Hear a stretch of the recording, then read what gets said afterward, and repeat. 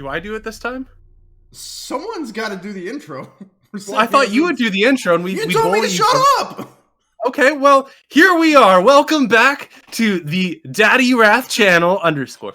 We are here with our current game that we roll dice to. It is called The Strange Town of Golden Ridge, ran by the Mr. Pickles. Pointing at him, even though it's me. We have 3 players here today in this system. We have the Daddy Rath playing Kingsman, our sort of charismatic sniper assault rifle kind of character. Our charismatic assault rifle carrier kind of guy. He's a bit unemployed right now, but we also have uh, we have Fred here playing Frederick Verde, our detective, who is very, very good at identifying things and noticing all the strange things that are happening around. He has a shotgun, a bad attitude, and that brings us over to Daisy, who is playing or voicing, I should say, the character Dr. Iris Forsyth, our intellectual character, the scientist who knows things about medicine and the occult and sniping things heads off or blowing up bombs that are inside of monsters. Anyways, this is the game ran by Mr. Pickles, and we'll throw it over to him. Thank you, Rath. I am running this. It's the Savage World system. We're using the most recent edition, so it's the Adventurers edition. This is the 3rd adventure in a horror campaign that I'm trying to run out of 7 adventures total. So we're wrapping this up. This is the epilogue of an adventure where we found out how strange and peculiar alcohol was being made out of, well, I guess homeless people and anybody that a few rednecks could catch. We're wrapping things up because in the last session, as we've solved the problem and explored a few other avenues, weird things continued to happen. It just doesn't stop in this town. As you guys were exploring an apartment near where Kingsman lives, you went into a room where like a YouTuber guy was living, but he wasn't there at the time, so you just kind of broke in. And then Iris and King both passed out. King falling to the floor, Iris floating upwards, her eyes glowing a grayish white light. And Verde having to deal with this because he didn't fall asleep. They had weird experiences where they gained something, sort of, with Dr. Iris getting a gray aura about her that hasn't really been explained any further than that, and with Kingsman getting an additional sigil from a guy at a bar in your mind in a place. The sigil that you chose was the sigil of change, and you already know that that allows you to pick any voice you want. If you've heard the voice, you can do a specific voice. If you haven't heard the voice, you can do just general voices of like, I want to sound like a lady or I want to sound like an old man, that kind of thing. It's magic. So you guys ended last session still in this apartment. You were sort of in the apartment, not sure what to do. The door was closed, and then it opened and closed 5 times, just slamming even harder each time until it broke off its hinges, fell into the hallway. And the neighbor opened the door irritated and was like, "What are you guys doing?" And you guys told him to go away or something. It seemed more of like a common annoyance rather than a alarming, your door just blew off its hinges. So that's where we left it, I believe. Correct me if I'm wrong. You guys are in this apartment, Sounds 3rd about floor. right. Yeah, so 3rd floor, standing here. It is early morning, mid-morning, I believe. Yes, it's morning. Because you guys are the morning squad now. So I'm going to launch it over to you guys. Is there anything you'd like to do? Go to the Stay or... casino. I'm just kidding. Because it's like, I don't have much for today's game. Watch me. Well, Kid. I mean, you go to the casino, you would need to leave the building. Is that the goal here? No. I want to turn to Iris. Explain. Well, you're the paranormal expert around here. What the hell happened? Why did it happen? I don't know. We have like the librarians. You said some librarians were gonna tell us something? I don't think the librarians did this. No, they were gonna tell us why it happened. Tell me why. Because I have no idea. I'm gonna turn to Verde. Don't look at me. I have no idea. You're the one who's friends with old men. Right. Yeah, I called him and he hasn't got back to me yet. Oh. I'll turn back to Iris. He says they haven't gotten back to him yet. Yeah, yes, I heard. Thank you. You're like all standing in a triangle shape, equidistant from each other. Mm-hmm. Yeah, I got that, Titan. Thank you. Yeah, Titan has the zoomies. He just ran right past you guys. Yeah, I went got into that. the main room. Titan. Thank you. I think we should, I guess, explore. I mean, whatever it was, we survived it, so I think we've faced the brunt of it. So now we should figure out what the heck is in this apartment. That is a good thing for our investigator to do. I can have a look, but I'm not really all that excited to fall over either. So I'll have Well- a look. If I fall over, yeah, just cart me out of here, I guess. Well, it's all right. You'll probably come back. While he investigates the apartment, as an investigator does, I should go question the neighbors. You could go do that. I'm just thinking, like, what our skills are, and if mine is talking to people, I'm going to go to question the neighbors. So as you're starting to move about your tasks, Verde, you're very alert and an investigator, so you pick this up without needing to roll. You can see going over to the door that there is some sort of concealed motor contraption. This is a rigged door intended to slam shut. Okay. Do I notice anything else, or is it just the door? No, it just looks like there was something attached to the door to make it slam shut. Alright. As King, as you walk out into the hallway, you can see Melvin Bleeker, or I suppose perhaps Toby is his real name, walking with a woman about his age, maybe a few years older, down the hall towards you guys. And like they turn around the corner and look at you as you're out in the hallway. They see the door on the ground. They're like 20 feet away from you. This is not what I had in mind.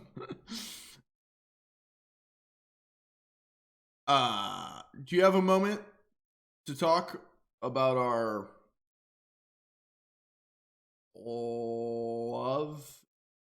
mutual love interest?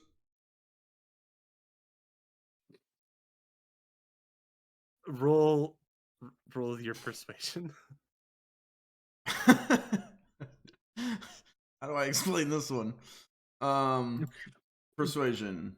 I got a 5. The lady looks at the guy confused, and Toby looks over, like ignoring what you said, and be like, "Ah, dang it, did it really just trigger automatically like that? Ah, man, that costs so much money."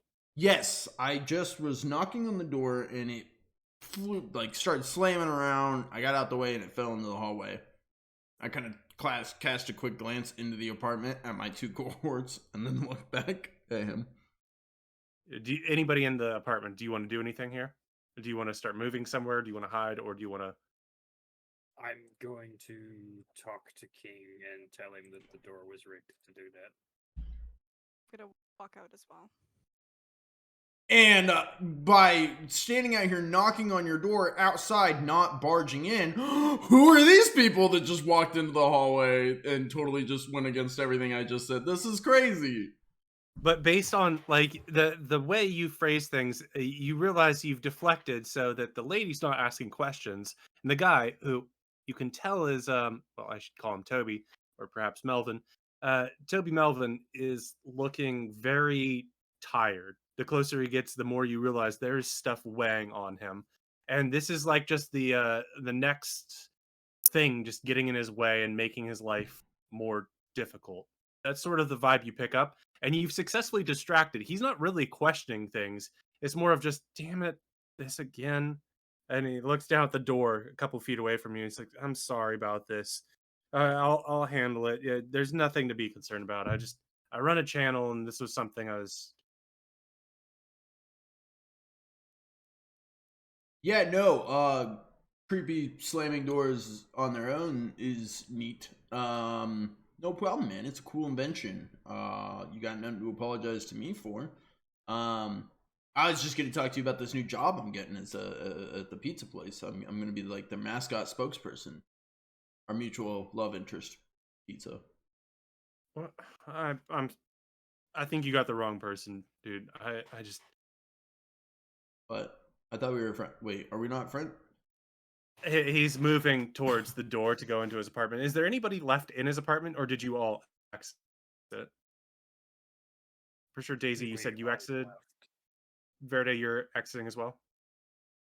I guess so. Everybody else is gone. You can stay in if you want to. I mean, unless I can figure out anything else that's here.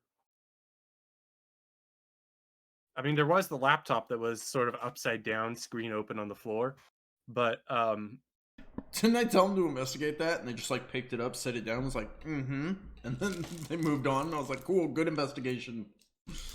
probably had a password though to Because get in. it's slightly illegal. Yeah, he said it was super illegal. We gave up. You shot a man in the. Okay, all right. We have moral I shot boundaries somebody that in different technically ways. can exist. Shooting people, fine. Hacking a laptop. Whoa! No Well, way. there was no evidence of me shooting the guy. If I touched the laptop, it'd be fingerprints. Big gloves. So as the guy goes into the apartment and everybody then is outside of the apartment, the lady looks at you and says, I appreciate what you're trying to do, but please, my brother needs some time to recover. She looks down at the door. It's like, well, can't really close the door on you guys, so just yeah. She turns her back and goes into the apartment, and she begins to like, go into the kitchen or whatever. I don't know about you guys. I have more questions than answers, but what the fuck else is new? Yeah, that's about par for the course nowadays, isn't it? Is he Toby again? Is he Melvin and has a sister? What's he recovering from? No idea. Maybe he's That's his recovering from name. being I Melvin? mean, you could ask.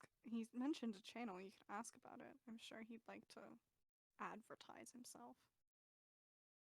You do know that his YouTube channel is called Toby's Corner, and you said terrible name already. So Hey, what if? the Hey, other hey, one, buddy. too. What if I wanted to do a sponsorship opportunity?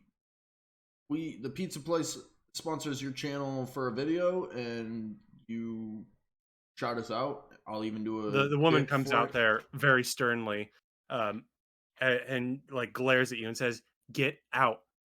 We No, don't but need anything for his channel anymore. We don't need to be even having this channel anymore. Leave, please."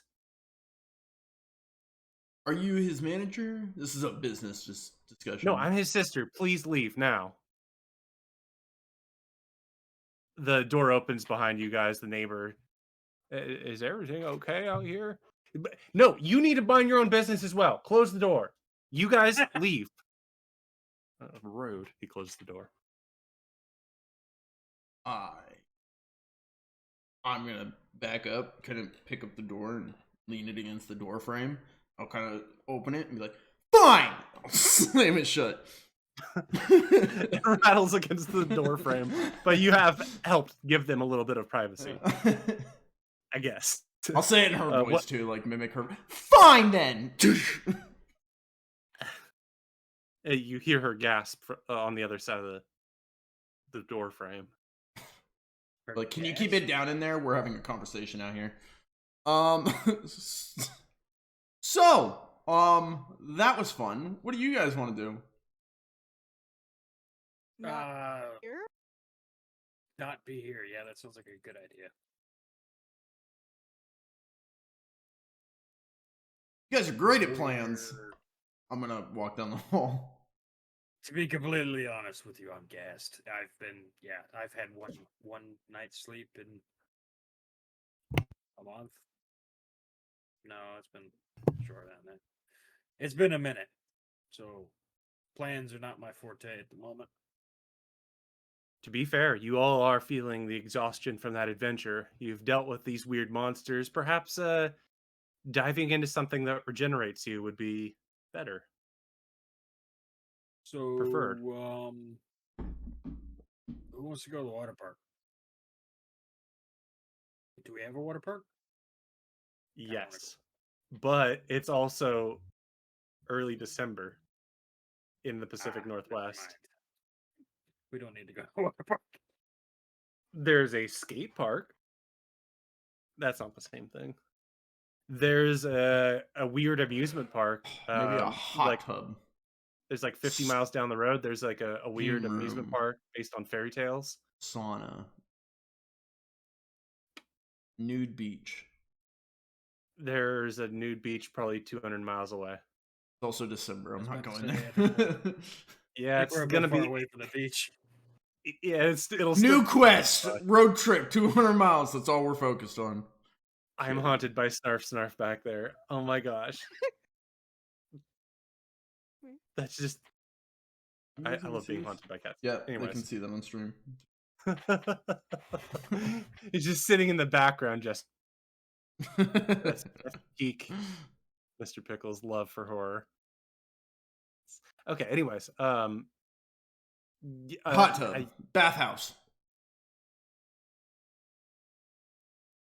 don't think I there are mean- any bathhouses out in the countryside here. Indoor pool that's heated. There's probably a YMCA that you could go to. I'm going to a YMCA. We have a YMCA. He just said that we had a YMCA, so I'm gonna There's I'm gonna probably assume some that's sort a of, yes. like within 20 miles or so, there's probably like some sort of area where you can go to do athletic stuff. In fact, I think there is like an area that has like a bowling alley in the front, and then behind it is basketball courts. You say go to a place that would rejuvenate yourselves. I figured it's winter time, maybe hot water, nice soak, bath. We could talk. It'd be quiet. Yeah. You guys were like, "This is the weirdest idea you've ever had." There's a pool, and there's hot tubs at that place. This is probably the most sane idea I've ever had. You're sick, Kingsman. You're sick. We're I'm not like- going in a hot tub. The one like actual logical thing that he's done. Like, hey, I this mean, actually makes spot sense. Yeah, Seems it's like he wants Is to that a show thing- off. is that a thing we his could do? Superpowers. Oh, I didn't even think about that. I can breathe underwater. It's the best idea. I hadn't even thought of that. Yeah, The no, only reason he wants to go so he can show up. I'm just gonna sit under the hot tub. All your feet are just kicking me in the face. You're not even proving anything. It's just like, I'm just sitting under the water. yeah, you're not winning anything with that. Like, they're kicking you in the head for fun. But I can breathe. Yeah, but they don't care. I care. All right, so is the plan to go to this combination recreation center area just outside of town? Sounds fine to me. Who's driving? Sure. I don't have a car. Yeah, you I don't need to ride with someone. I had a motorcycle outside. I had a truck full of alcohol. I don't know where that went either. I need to ride with Still someone. unbelievable. You turned in the truck full of alcohol. Damn it! I suck. And he left the motorcycle at the Yuskoski's. The stolen Stop. motorcycle. No worries. Stolen motorcycle, yeah. Can always carpool. I'm carpooling. Yeah, so you guys carpool on over there. I'm It taking is public out. transportation. They get there in 20 minutes. You arrive 2 hours later. Yeah. Sorry, I didn't have money for the bus either because I'm broke. No, you took the bus. The bus is just so inefficient. I just took the bus. I stole the public transportation. Yeah. No. You guys are able to carpool, and you head outside of Golden Ridge. And perhaps that's a good thing. Being outside of Golden Ridge for a little bit is going into a bigger city feels a little bit more normal, or at least what should be normal. You don't have any of this weird feeling that things are watching you from corners. You don't have the strange, ominous feeling coming from the north where the mountains and hills are. You're just getting out of a vehicle, going into this recreation center, Does anybody want to buy snacks before you go to the hot tub? Because they have like a snack area out front, hot dogs, nachos, any like bowling alley kind of Yeah. fare. I don't think they would let us bring snacks to the hot tub. I don't want. I Yeah, definitely they don't might want to not. bring nachos into a hot tub, but I'd probably get like a drink, like Yeah, water. they have drinks. Yeah. I'm gonna have Iris buy me water Water. and whatever else she'll get me. Skittles. They do have Isn't there a Skittles. thing with Skittles going on right now? Skittles is I getting don't- sued for something like cancer. What? Yeah, I think there's something going on with them. Maybe not Skittles. We'll get, I don't know, other non-brand item. Mike and Ike's. Oh, I used to like Mike and Ike's. Sure. We I don't think get they're it being now? sued for inducing cancer, so yeah. Well, I Everything guess causes Iris cancer can say. nowadays. Buying him the stuff. Okay, so Thanks, Iris. so you guys get your goods from the over enthusiastic teen at the counter, and make your way to the back of this building. I guess you pass some basketball courts where there are people playing basketball. Of course, the bowling alley is a bit lively. It's not like it's an underused building at this time of day. And you make it to the pool, which is less used. Nobody's really swimming. There's one person in one of the hot tubs, but there are 4 hot tubs, so you can make your choice. Do you want to join the older lady who is reading her book, or do you want to just take your own hot tub and be normal? Lady, you're in on this now. There's things in the woods. Listen, we lost Jesse Thatcher. We lost student guy, Aaron Kelly. Aaron Kelly. Everyone I recruit gets lost, so now we need to recruit old lady in a hot tub. She's my new Padawan. Why do you just recruit random people? Why do you do this? Cut.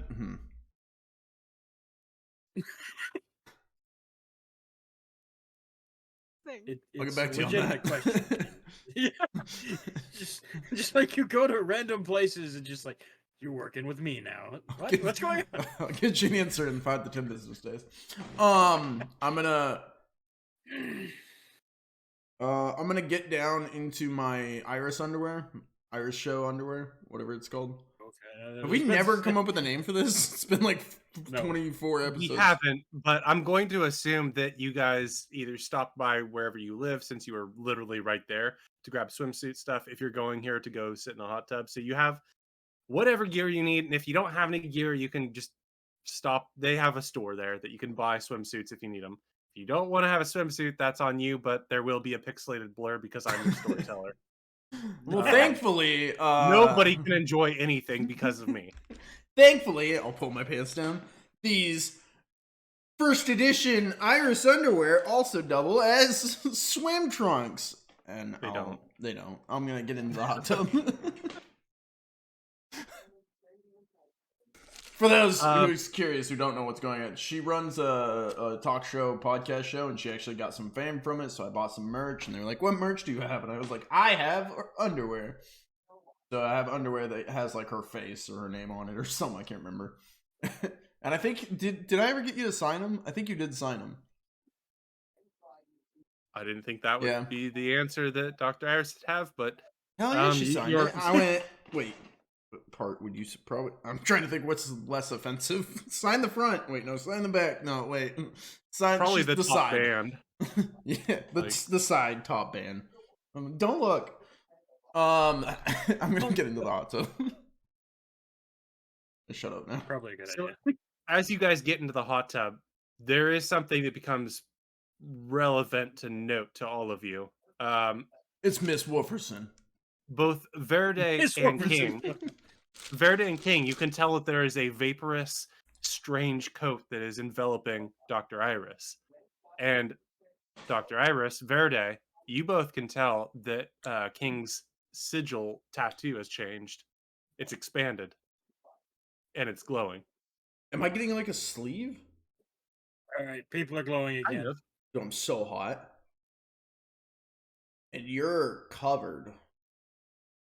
Not in a weird, I mean, like with a shroud, not making fun of you for wearing clothes. That's normal. Guys, people are glowing again. See, She's not glowing. you. She's just steamy. Why are you steamy? Why did I apparently float above the ground? I don't know. Maybe it's that ice cold heart finally melting. Ouch. You wanted to put a shotgun in someone's mouth and blow his head off, so. Well, that was the cop. I just said go ahead because I just enabled Hey, him. hey, I'm don't blame enabled. this all on me. It was all on you. It was What do just you- intimidation. It's not What do like you I was think, ma'am? actually Whose gonna fault do was it? You joined the hot tub with the. I did not. No. I'm sitting in this hot tub with her talking to you guys. With the neighboring hot tubs. I'm like, what do you think, ma'am? Yeah, so you're shouting across like the room. Okay, so like the pool is They made this weird, rectangular not shape. me.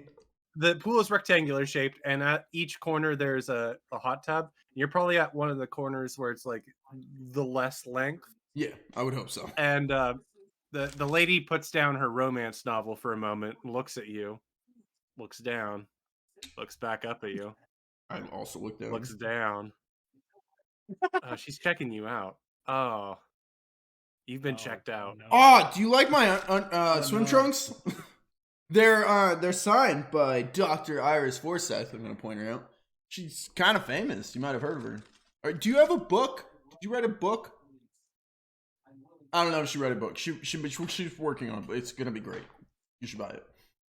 She wordlessly stands up out of the hot tub and begins to walk towards the exit. Oh. I'd like to go grab her book. She took her book. Damn.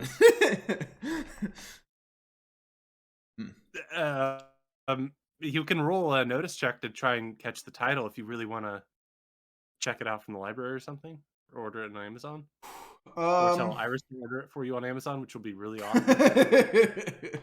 Amazumis or something. I can't remember what it's called in this book. I don't know. As much as I'm like, that's probably not important. Iris writes everything down and was like, oh, remember that one person that was mentioned at this one time at the place? This was connected to this. And I'm like, what the fuck? Okay. Now I'm like, this book reading soaker is important. No, I'm not gonna grab her book. Fuck her book. She didn't want to talk to me.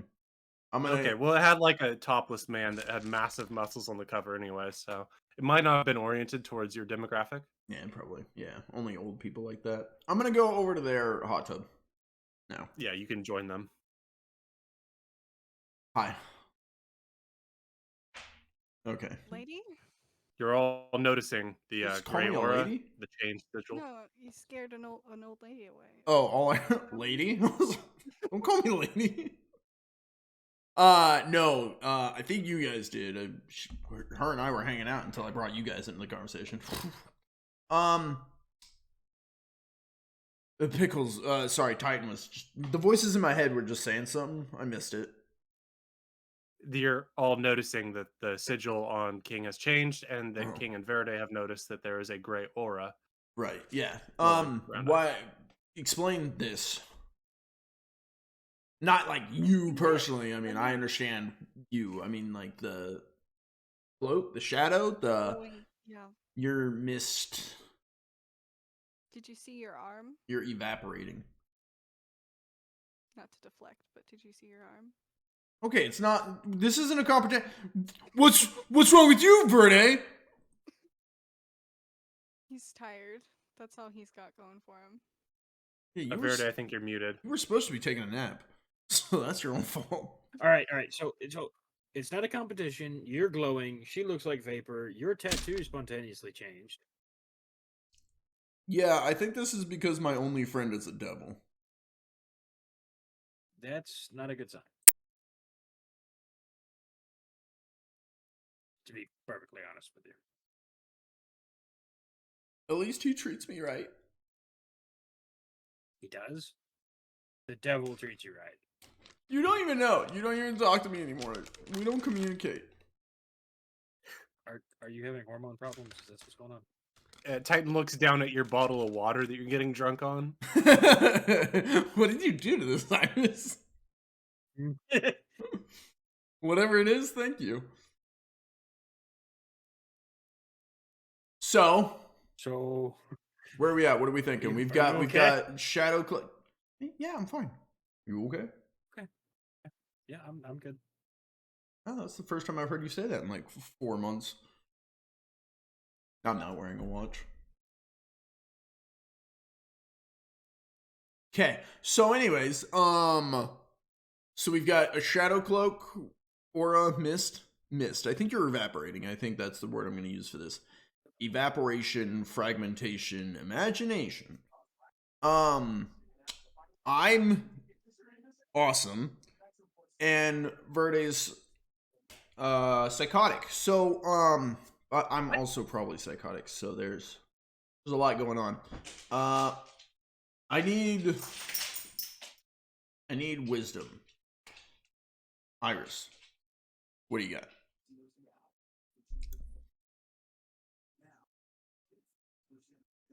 I How am I the don't. psychotic I think we covered that like 5 minutes ago. With You the sure? whole shotgun tactic. Mm. You did shoot a man in the middle of the woods. Like you wouldn't have done the same thing. Yeah, I'm not a cop, and I didn't do the same thing.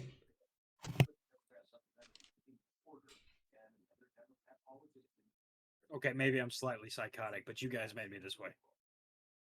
You can't blame I us for all your do. problems. I got fucking voices in my Okay, head, and I don't Iris blame you didn't two. do it. Kingsman did it. Thank you. Can I I make might have been involved too. Can I make an occults roll to see if I have any clue what my aura thing is? Yes. 4. It is certainly something unnatural or supernatural. You can sense it around you, and the more you look at it, the more you can kind of almost form it into something else. But you're not really sure what this would be for. Um, you could say that it might be an aura of perhaps illusion. The idea is out there certainly that maybe vapor conceals things, so it could be smoke and mirrors that you've been given, but that doesn't really feel right to you.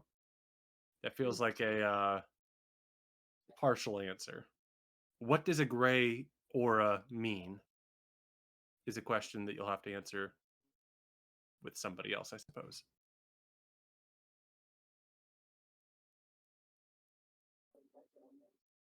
The sigils, however, I think you all already know what that means. Your buddy Kingsman has done 2 favors for 2 demons, or 1 demon twice. But what are the favors that he's done? I'm starting to think Verde might be like the normal guy out of this group now. Somebody's guilting downwards. I'm going underwater. Yeah, Kingsman just slowly dips down into the water. And I guess I'm Titan not here. does it too. Hi, Titan. Oh. Yeah, he bubbles about Titan. That's it, I guess. Um,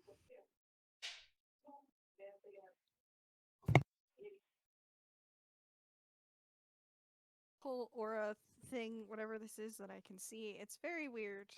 And I definitely think your librarian friends might know something. Maybe your, your mime people.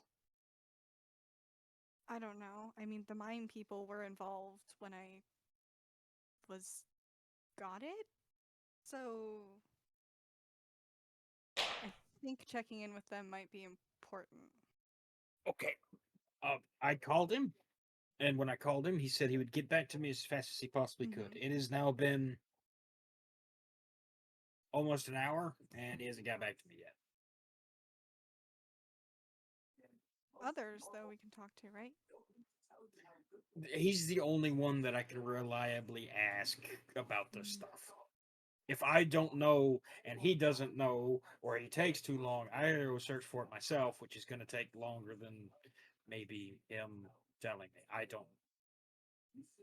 I mean, I can go look through the books I got at my house and see if I can find anything, but I don't have the resources the librarians do. I've dealt with stuff like this before, but not this exact situation. You know what I mean?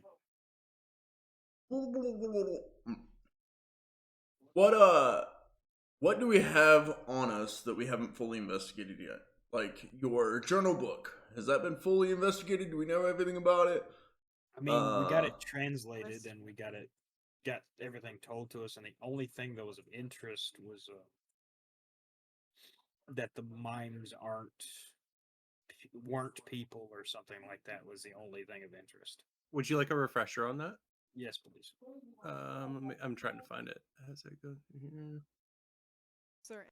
That's what I. And it was like This- a journal. Yeah, there's a journal, and I'm trying to find where I. Here we are. Okay, so what you had found in the journal, it was written in German from 1925, tucked in with all of the Lugers that you had. In particular, you had 50 Lugers, I think, and one of them had a sigil on it. Um, it has a sigil on it, and I believe you've identified it, or you can identify it as the sigil of light on it.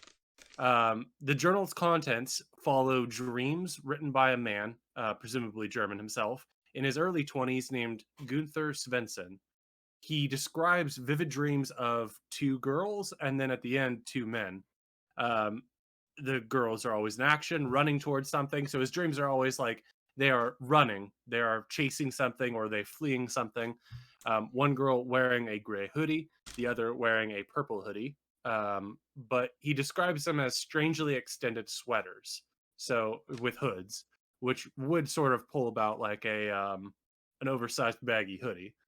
Um, he describes one dream standing out as particularly frightening, where it's the devil himself at war with the two girls. They're not defeated, but the one wearing the gray coat is severed, as he puts it. She seems dead, which spurs the girl in the purple coat to destroy the devil, but then when her dead friend rises back to life, she rejects her friend. After that, he no longer has dreams about them and just has dreams about men, these two men, who are shown not being in motion or action. They're just simply at scenes where he sees them standing around. One of them that perhaps makes more sense is that he sees these two men standing looking at a clown or a mime lady hanging from a tree. Um, he sees the two men calmly driving their vehicles separately. He sees these men just living their lives, um, overall not being too affected by things. But he finally ends it with the last entry is seeing. Oh, he's recounting a lot of different experiences very, very quickly. So it's a very rushed writing style. And essentially, he says that the two men get trapped by a mad wizard in a giant hotel of some kind and are only able to escape by utilizing the tattoos of one of the men with the metal lady that they found. Then they're sieged by the living dead on the streets, traveling like to the cause to stop a victim from being forced to continue creating the living dead.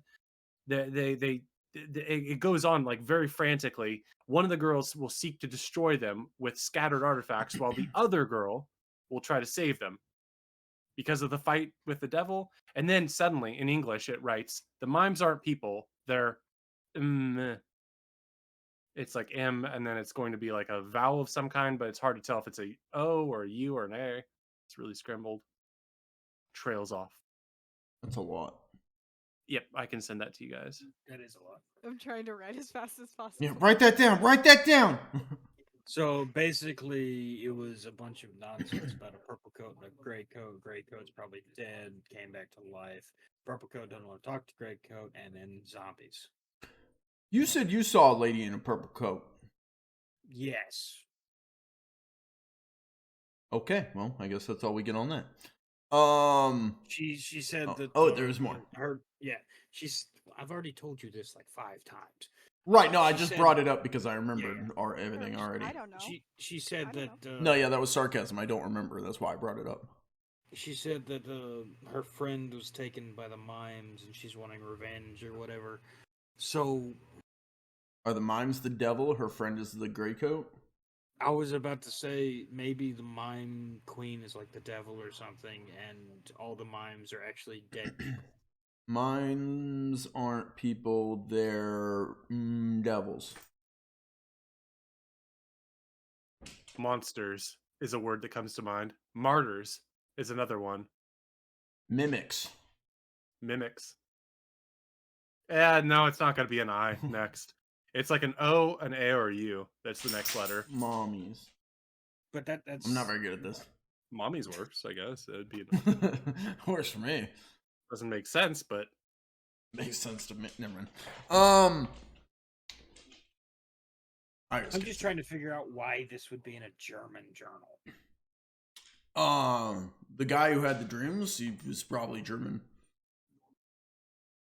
Then what does it do? Why would a German be having these dreams? Is what I'm trying to say. If this stuff's happening over here. Maybe the German guy lived here. It's a possibility, I suppose. He did find a crate of his stuff here. No, I found a crate of stuff that belonged to a collector, not the German dude. Collector wasn't German? Not as far as I know. It was his grandson or something that was selling the stuff. that guy seems kind of Scandinavian. Your best guess is that they like bought stuff.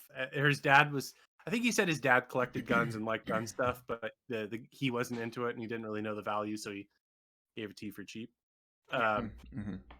But he was definitely like Norwegian, Finnish kind of mix, maybe a little bit of English. Yeah, I do remember getting that from the accent.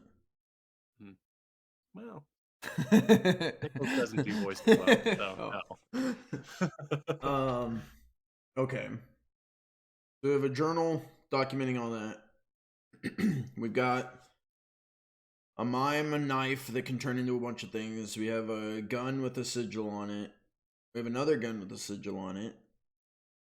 We have burn holes in the woods. We have exploding buses and mimes getting slain. We've been over this. We have so many different things. Is there any We have a information lot of we have? puzzle pieces, but still no idea how to fit them together. Iris, you have that list. Do you have it tucked in your bathing suit here in the hot tub? you guys probably have your phones with you, but they're like outside of the hot tub. It's like one of those recessed so you can like put it on the concrete. That's a good idea. Yeah, we don't have to write everything down. Did you put it in your phone by chance? No. Oh, never mind. I wrote it all in a journal. Do you have it on you in the water? That's also good. I mean, it's bad because we need it, but it's good that you don't have it on you in the water. Okay, so based off all the puzzle pieces, does anyone have any idea how we can start putting these pieces together, or if we're missing like a critical component, where we could go to get that?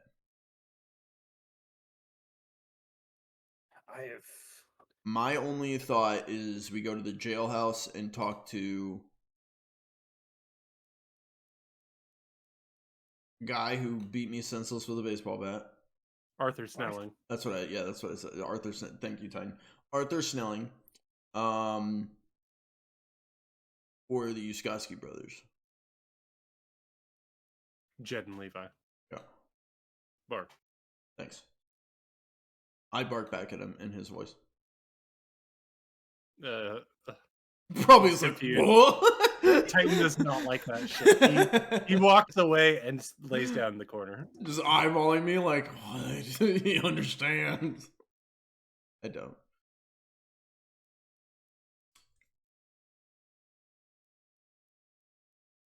I don't know how to fit all this together, to be completely honest with you. Why don't we try Craig Hall? Craig Hall / Blue Coat guy / Thumbprint guy? Yeah, the demon. No, Craig Hall was distinct from those. No, those are the three people that were mentioned with one of the Yuskoski brothers. Yeah. Levi. Levi. I just wanted to clarify that he was a separate entity from all of this. Right, yeah. No, I lumped them together because that's like another avenue that we could go down. Okay, so we try and find Craig Hall. Does anyone have a way of contacting him? Has his number, right? Or vice versa. Did I for grab his Chelsea. number? I think I did.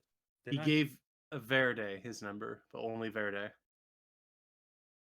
It was after he had described like the idea of what sigils mean. I finished taking a group selfie of all of us, and then I hand him back his phone. Why? You were gonna call Craig Hall. Yeah, well, and you can like you open. You'll need this. You can open the camera option on some phones, like before. You don't even need to unlock it. You just take a picture. Camera. Yeah, iPhones do that. I guess. Do you have an iPhone? Well, no, I wasn't asking. He does. I know. I'm holding it. I'm trying to hand it back to him, but he won't take it. I took it back like 20 minutes ago. No, he's got it. You're holding. You need to call. If you're lagging, you think you're holding it. I'm not holding it. You need to call. Okay, I'll call him. All right. I go back underwater.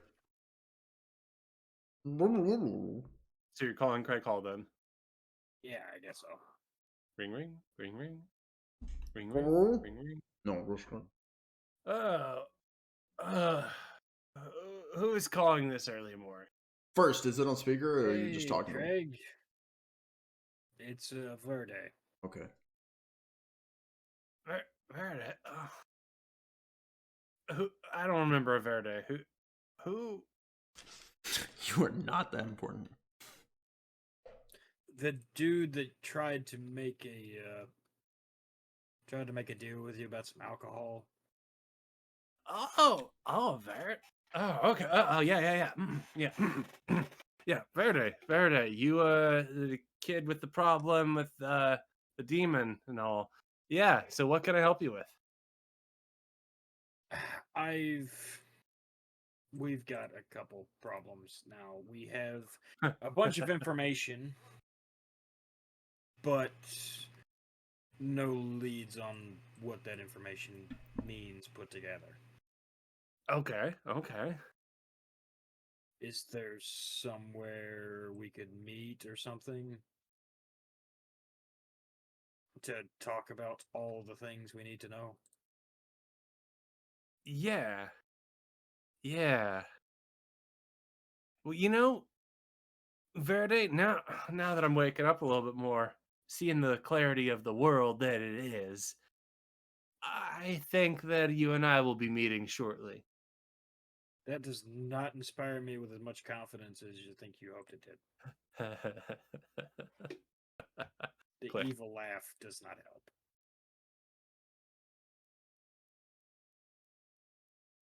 Was that all on speakerphone or just in your ear? Yeah, that was speakerphone. Okay.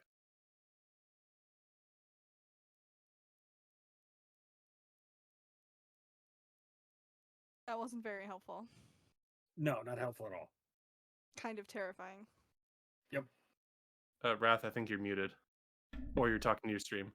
I resurface. Oh, sorry, bubble. I think you're muted for some reason. Whenever I'm muted, I'm underwater. Even if we're not near, I'd go over in a puddle. Yeah, you gave him information. He didn't give us anything. We should work on your. I didn't give him shit. Skills. I just asked him if there's somewhere we could meet. And the alcohol, and then he kind of got helpful, or he remembered who you were. The we still moment have you said that, right? alcohol. I'm pretty sure you turned that into the police. Yeah, I think If you you turned didn't, all of it. If you wanted to save some, you could save at least a barrel. I think I said. We only gave him a barrel. Oh, yeah, okay. You only gave him a barrel, so you have 3 barrels remaining. Yeah. Okay. Yeah. Is that at Verde's house? I think it is. I think I parked the truck at his house, if I remember right. We pulled up there. Okay. Did we all ride in my car then? Or her truck. Where's her truck? I don't know. We went back to get it, so it's just at either my apartment or we drove it here. You Yeah, I guys are think we silly. drove. Verde drove here in her truck. You guys are silly that you don't remember this. I think Verde drove his cop car, and My or cart his. car is trashed. That's right. Well, no, you were able to get a replacement, All the maybe, but vehicles are your original trash. was trash. But you could drive in your truck, and I mean, you could have also taken Iris's truck. But as you're having this conversation, everybody roll notice except for Verde. Oh, You already except me? succeeded. Yeah, oh. Oh, Yeah, okay. you already won. Oh, you won? 7. I'll take So those. Iris, you're sort of distracted by this and probably positioned the wrong way to really see. But I'm flexing too hard. King and Verde, you can see, like, you look up at the windows that overlook the pool area, like people walking by in the hallway to get into the pool area. You can see them walking by because there's windows. But as you're looking out there, you see a group of 6 mime ladies. You only say that they're mimes because they are wearing the black and white makeup, but they are equipped in like flak helmet, flak vest. They're all wearing, or they're all equipping like various assault rifles. None of them using the same one. It's like an AK-47, M4, and so on, like different assault rifles between them. But they're all having assault rifles. You can see that they have grenades on them, equipped to their armor, and yeah, all but one of them stops in the hallway, guarding the doors, checking various entrances, and making sure that there are no other ways in here.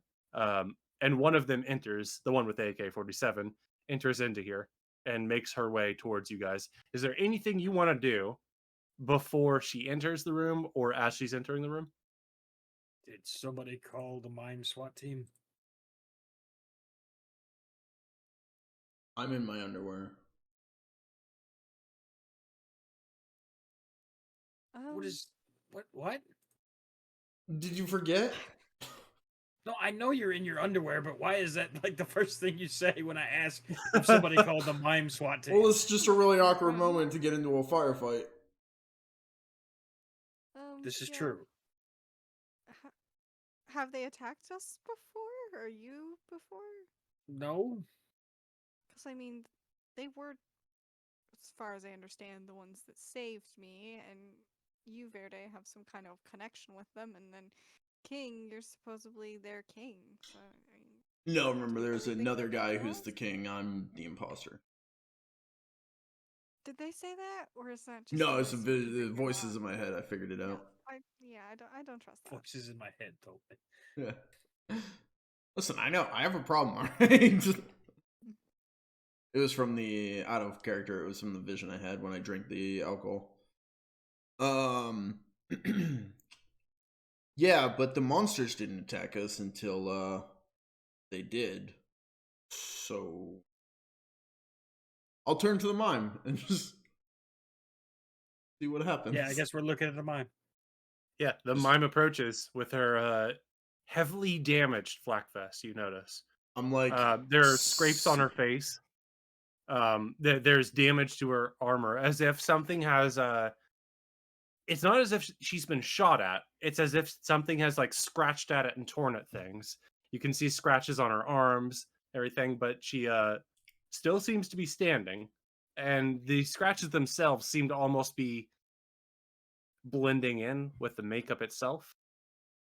Maybe the makeup is protecting. Maybe it's just trying to make it seem like she's been in combat. But regardless, she approaches and she kneels down before you guys, getting closer to your level, but still not on your level, and says, "We are here to pick you up, my lord." Which one of us is she talking I to? looked to Verde. She's talking to the group and then looks to all of you and your comrades as well. If you so wish to have an audience with her royal mimeness.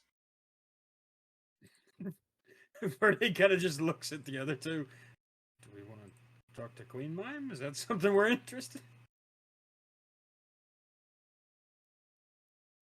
I guess? If you do not wish to accept this, I will leave immediately. We just had a moment of convenience, and it was told to us. Offer. Okay, question. If we do go with you, we're coming back, right? We're not gonna be Correct. trapped in the mime realm or anything like that. No. Yeah, correct, King. You will not be able to stay in the mime realm very long. Only the king may stay long. The rest of you, only an hour. Makes sense. Works for me.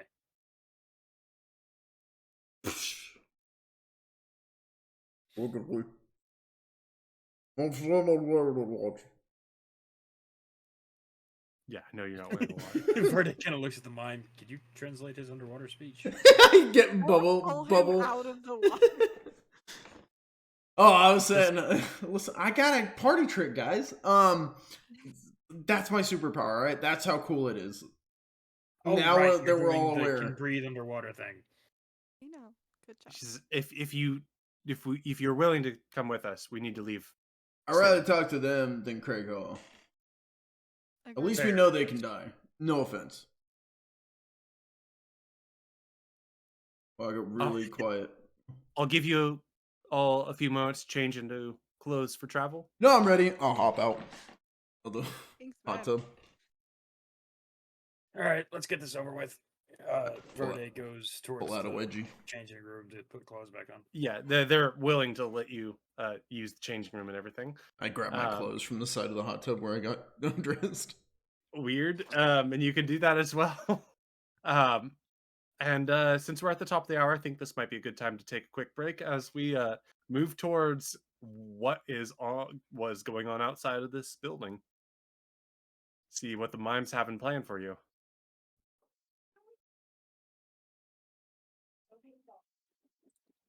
And we're back. I did the whole Right? news anchor countdown thing and everything and counted you in, and we nailed it. But not Nailed saying it. anything at all. All right, so let's get back into it. Everybody is in the outskirts of Golden Ridge here at a recreation center that some mimes have apparently offered you a ride at. And so you go outside of this building after you've agreed to go with them.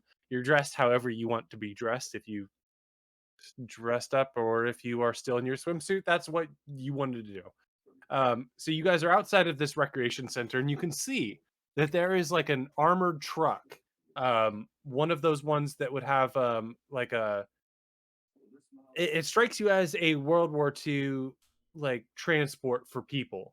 It's the Half-track. sort of yeah. So like the back is open and like you can see that there are a number of mimes in there. All of them are in a state of damage to some degree. And the worst of it is one of them has their arm completely destroyed and it appears to be like a bandage at their elbow, like covering up the stump. She also has one of her eyes heavily damaged. She has like bandages on her face. A number of them have bandages on like their eyes, but they all appear to be coming back from some sort of combat encounter of some kind. But regardless, they all seem mostly agreeable. The mime who had brought you out said, "If you going back, we will bring you to our HQ shortly." All right, cool. I'll follow you. I go hop in the passenger seat of these Iris's truck. I don't think we can drive to the mimes, to be completely honest with you. One Last of the time, mimes nods and says, "You have to take our ride with us. We can bring you back after we're done." last time a truck full of you guys went around, you got blown the fuck up and everybody died. So She raises an eyebrow in confusion. oh, did you not know that your people are just getting massacred? Because, yeah, we found the explosion site where a whole truck of your people were just blown the fuck up. We found one of them, saved them, and she vanished with all of Verde's drugs. She nods, understanding now. That is out of the ordinary, her subtitles say. Really? Because we found you guys hung, shot, stabbed, burned. The locals of Golden Ridge don't appreciate our goals, but her royal mimeness will be able to explain everything to you. She's saying that mostly to Verde, though. That makes sense. Why I was are you talking to looking at Verde me too. when you say that? What was that, Verde? So why are you looking at me when you say that? She looks to the rest of your party and then looks back at you and says, "Aren't you the one who would be seeing Her Royal Mightiness?" I thought we were all seeing the Royal Mightiness. She glances back to Iris and King and then you. Says, "No. Only you will be able to see her. But your comrades will be capable of taking advantage of all of the luxuries we have."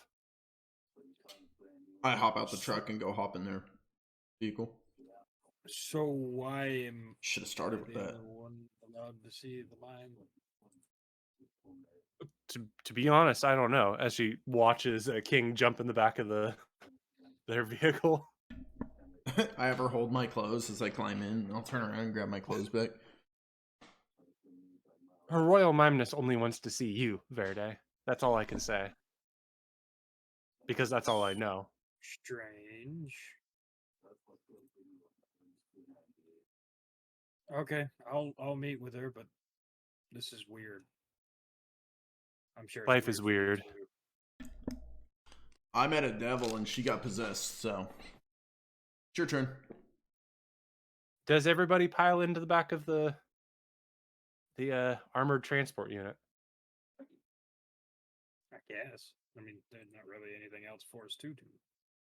I mean, you could walk away from this. This could be a Yeah, trap. This there's could be. plenty of other things we could be doing. You could go bowling. There's bowling inside of this recreation center. You walk past it to do this We walked twice. past it on the way. You walked in and walked past. You walked out and walked past. Yeah, we'll follow the mines, or I'll follow the mines.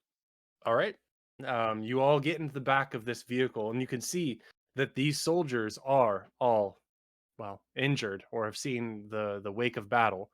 Nobody here seems like they are ready for anything other than going back to home base and cutting loose and being able to relax and just enjoy life for a moment. And in fact, as you guys get in, you can pick up the subtitles of them being like, "Ready to be back. Just ready to be back. Be all worth it once we're done with this." What exactly did y'all just get done doing? A few of them look to you. We dealt with some of those terrairs. When they say terrair, it comes off in italics. Ooh, fancy. Armored Legion. Metal plating on almost all of them.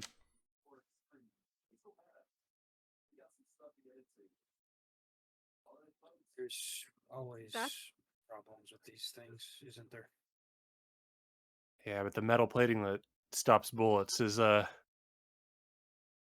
unsatisfactory. As you guys look around, there's probably a third of the seats available for you guys. Did we already This leave? yeah, you guys are leaving. You're like in the vehicle right now. Was there something you wanted to do before you leave? Well, hearing that, there's something I would have wanted to do. But if we already left when I heard that, Yeah, you're probably on the road at this point. fair enough. And me without my sword.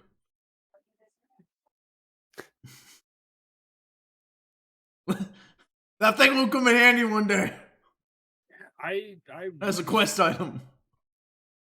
I was bitten by those things, so I know what you're talking about. Yeah, he's part It's not Terraire. exactly- You it's can not exactly spot the most Where fun Terraire? experience. Terraire. you can spot that a number of them have like biting claw marks on them. They're And so all Terraire. when you mention that, a number of them look at you and go, "Well, then you know what we've been up against." Yeah, it's not the most fun experience. Give those creatures injections of horrible things, and they become very difficult problems. And one of them says, I was with another unit. And they had acid blood when I fought against them. Knives make it very difficult. Can't cut them, or they burn right through you." I didn't have to deal with the acid ones. I don't think we just shot them. A couple of them have like a laughter that comes off only in subtitles. Shot him. That must be easy. It was until one took a bite out of me. A bite out of you. Yeah, we all heard about that. Yeah. Her royal mimeness said that you were the chosen one after that. What does that even mean? Don't know. A lot of them find that hilarious. All right, good to know. All we know is that she wants an audience with you. That's strange. I'm sure you agree. There are many strange things that brought us here, another one of them says. Nobody is here because they had a better life to do. Some of us need to make a better life for other people. All right. Another of them nods. When all is lost, all you can do is enlist and help make it so other people can't lose. So you guys remember what you were before then? They all nod. Our past lives are the reason why we are what we are. Because I've talked to a couple mimes and they couldn't remember who they used to be. One of them leans toward you. The one right next to you actually says, when we first become mimes, we forget our real reason. It only comes back to us slowly. And that's not strange to any of you? It is at first, but once we remember why we enlisted, we can't really go back on it. But nobody becomes a mime because they have nobody becomes a mime because they have no reason to protect something else. We've all lost something, and we don't want other people to lose things. It's a good goal. You can see that King is dancing in the background. Still in his underwear. It's like playing one of those games where you can customize your character. Customizable characters come into the scene. It's serious, but it's only you in the scene, so your comrades are just running around in the background. This is specifically why I don't play like MMOs, and here I am, the problem. Yeah. Sorry. You kind of didn't really have a choice in that one. You're the one that started this MMO, man. Another of the mimes says, all of us have been called to this.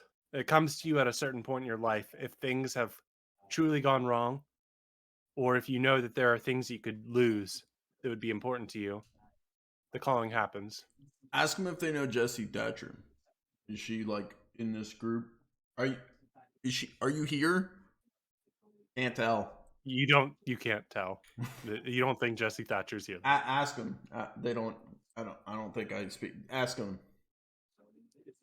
You can see them talking just as much as I can, can't you? Yeah, it's like a one-way call though. Can you ask them? They look at all of you guys, and one of them says, Jessie Thatcher has joined our fold. No, that's not creepy at all. All right. Is it creepy? I mean, we were just talking to her like what, 2 days ago, 3 days ago? Yeah. She sent us a message saying it was a trap and then disappeared. Yeah, that's why it's creepy. Oh. Okay.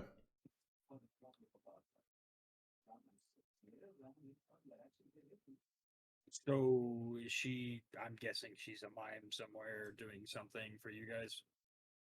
She is a mime in training, yes. Right then.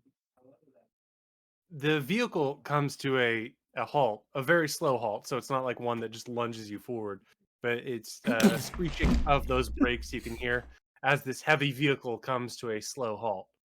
And as you look out the back of the vehicle, It is pitch black out there. Oh, wait, wasn't it just day? Midday? It was. It is pitch So black I'm out gonna there. take a The dead wild of night. guess and say you guys' time works different. They all nod. We're here, finally. And you can see a bunch of subtitles overlapping of roars of cheers and them all being ecstatic. You can say, yeah, now we're back. We're back. We're finally back. And they start to pour out of this vehicle. Do you guys follow them, or do you want to stay in here weirdly to have a moment of privacy, perhaps? Everyone keeps calling me weird. Get out of the The van. storyteller's a hater. I don't. Weirdly get into this hot tub. Weirdly stay in the van. Fuck! I normally get out of the van All right. in just my underwear. The rest of you, Yeah, I'm getting out. as you get out, you are very much blindsided by what you see ahead of you. Instead of a normal landscape where you would see like the lawn and the backdrop and the sky and everything, you simply see darkness. The ground is darkness. The lawn is darkness. There is darkness in the foreground and like the background. And the only thing that is visible to you from this vehicle is what appears to be a very, very tall hotel, like at least 50 floors, maybe higher. It just goes off into the sky, this dark sky.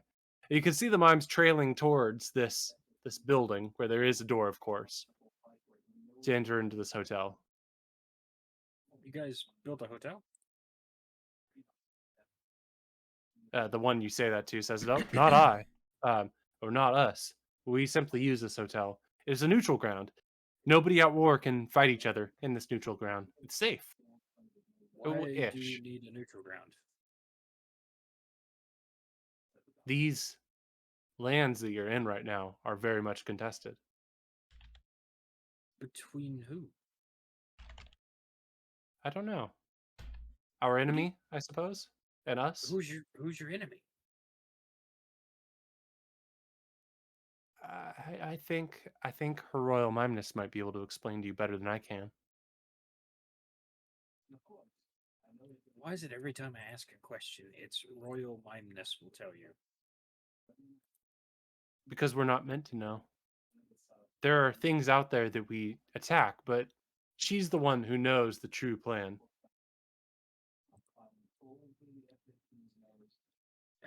Okay, I guess. But relax, rejoice. We have all that we need here. Everything will be fine shortly. If you say so. You guys follow these mimes into this hotel, which certainly seems larger on the inside than it did on the outside.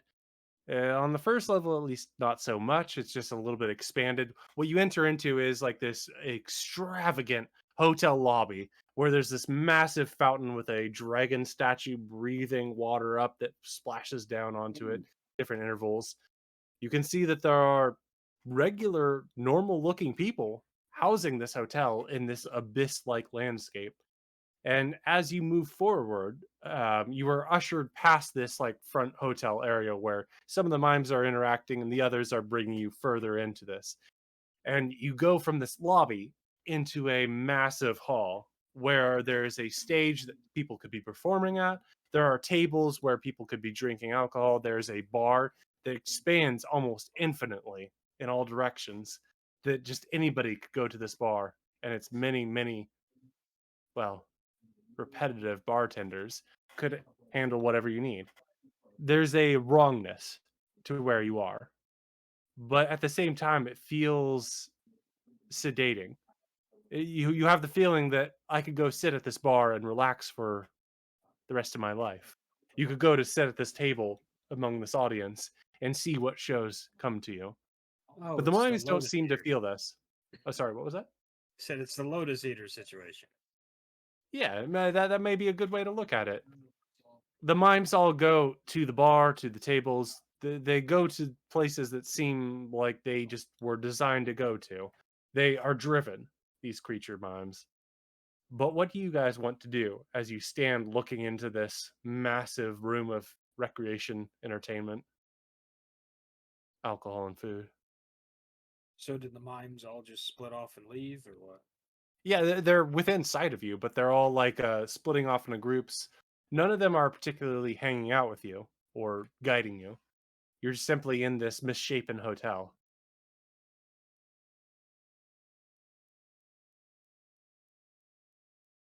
I guess I want to follow them. I mean, there's not really.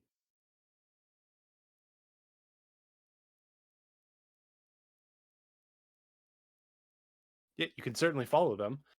Do the rest of you want to follow, or do you want to go back or branch off on your own? I've gone to take a seat at the bar. I look for Fluffy. Okay. Um, That was his and name, right? Yeah. Yeah, his name. yeah. And Verde, you're going to the bar as well? I guess I'll follow everybody else. And Iris, bar or other location? Can I like go up to a counter in the lobby and try to talk to like a receptionist type person? Yeah, absolutely. You can hang back and we'll start with that first, and then we'll go to the bar. So you hang back and go to the one of the like front lobby people. They seem normal at first glance, but then they seem a little bit strange once you look at them. Their eyes are jet black, of course, and that should not be an of course. That's a little bit alarming. But other than that, they seem human. The person says to you, "How may I help you?" Um, one of my friends has a audience appointment that he needs to get to. We don't handle audiences or appointments here. If you need a room or if you need directions, that's what I can help you with. Yeah, I was hoping for directions. Where would you like to go and what would you like to experience? That's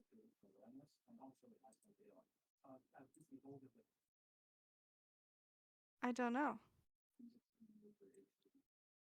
We Um, have many experiences that people can obtain here, and there are many paths that you can take. I can call upon a guide if you'd like to just wander, but if you'd like a room and would like to experience something that would expand your horizons in ways unimaginable, that will be at a cost. a guide sounds like what I want. Some help around this maze of a place. All right, I will call him down shortly. I can make no promises for how soon he will appear, but he will be with you shortly. Cute. They grab a phone, and it's very much a they. You're not able to pick up any gender here. Pick up a phone and just kind of mumble, "She's here now," and then they hang it up. That was He the will be. creepiest thing that's happened this whole He will game. be with you shortly. Uh, That was unsettling. yeah. I'm just gonna go to the bar with my friends now. Thank you. I will direct him to the bar. All right. Cool. Meanwhile, at the bar, our two Kingsman and Verde, our two men, approach the bar, and yeah, there's bartenders lacking any gender form who are easily able to approach both of you. Hey, you. I would like one drink, please. What sensation will your drink be satisfying? What sensation? Like, what mood am I in? It nods. Lonelyism. You will have a drink of loneliness coming Wait, up. no, it's curing it, right? You're not just making me more lonely. The other one looks to Verde. And what sensation will you be Oh desiring no. tonight? Um, is there a way to just get a regular drink? Which regular drink would you like? Whiskey. After all this might be the end of King. A whiskey will come to you. The weird bartenders move to like a like they turn their backs to you and they're mixing things, but it seems to be taking a while. Is there anyone next to me? Uh, Hello, stranger. Verde. Hang on. Hello, other stranger. There's a mime like 20 seats down from you, chugging what looks to be like a bright green beer of some kind. It looks very satisfying. Hey, what are you drinking? She's chugging it. What are you chugging? She's still chugging. I'll wait. As you're waiting, a drink is slid in front of you, King, Oh, and no. a whiskey is slid in front of you, Verde. But Verde, a very politely dressed mime, one wearing like business attire, very finely made, taps you on the shoulder, and you see the subtitles. She will see you now.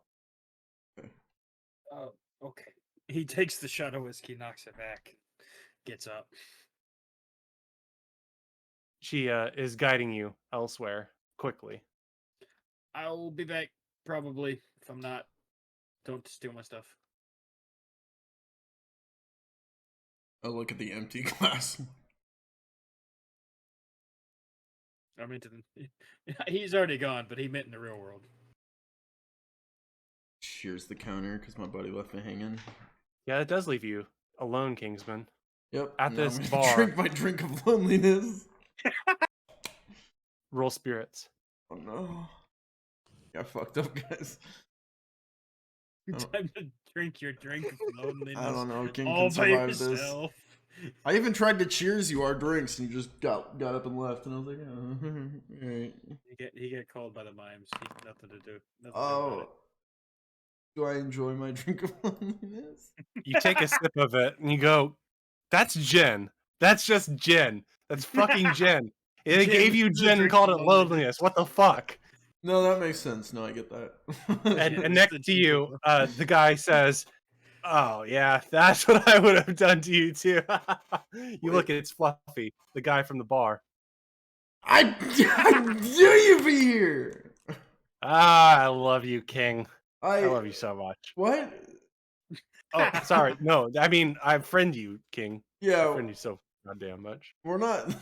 Whoa. How long have you been here? I was just brought here. You I was just actually got just here and you're already talking like that? I was watching Breaking Bad and drinking some. Wait, you were brought here? Wait, you were watching? Hang on, I have so many questions. Well, anyway, so you brought me here. What are you doing here, King? And I brought you here?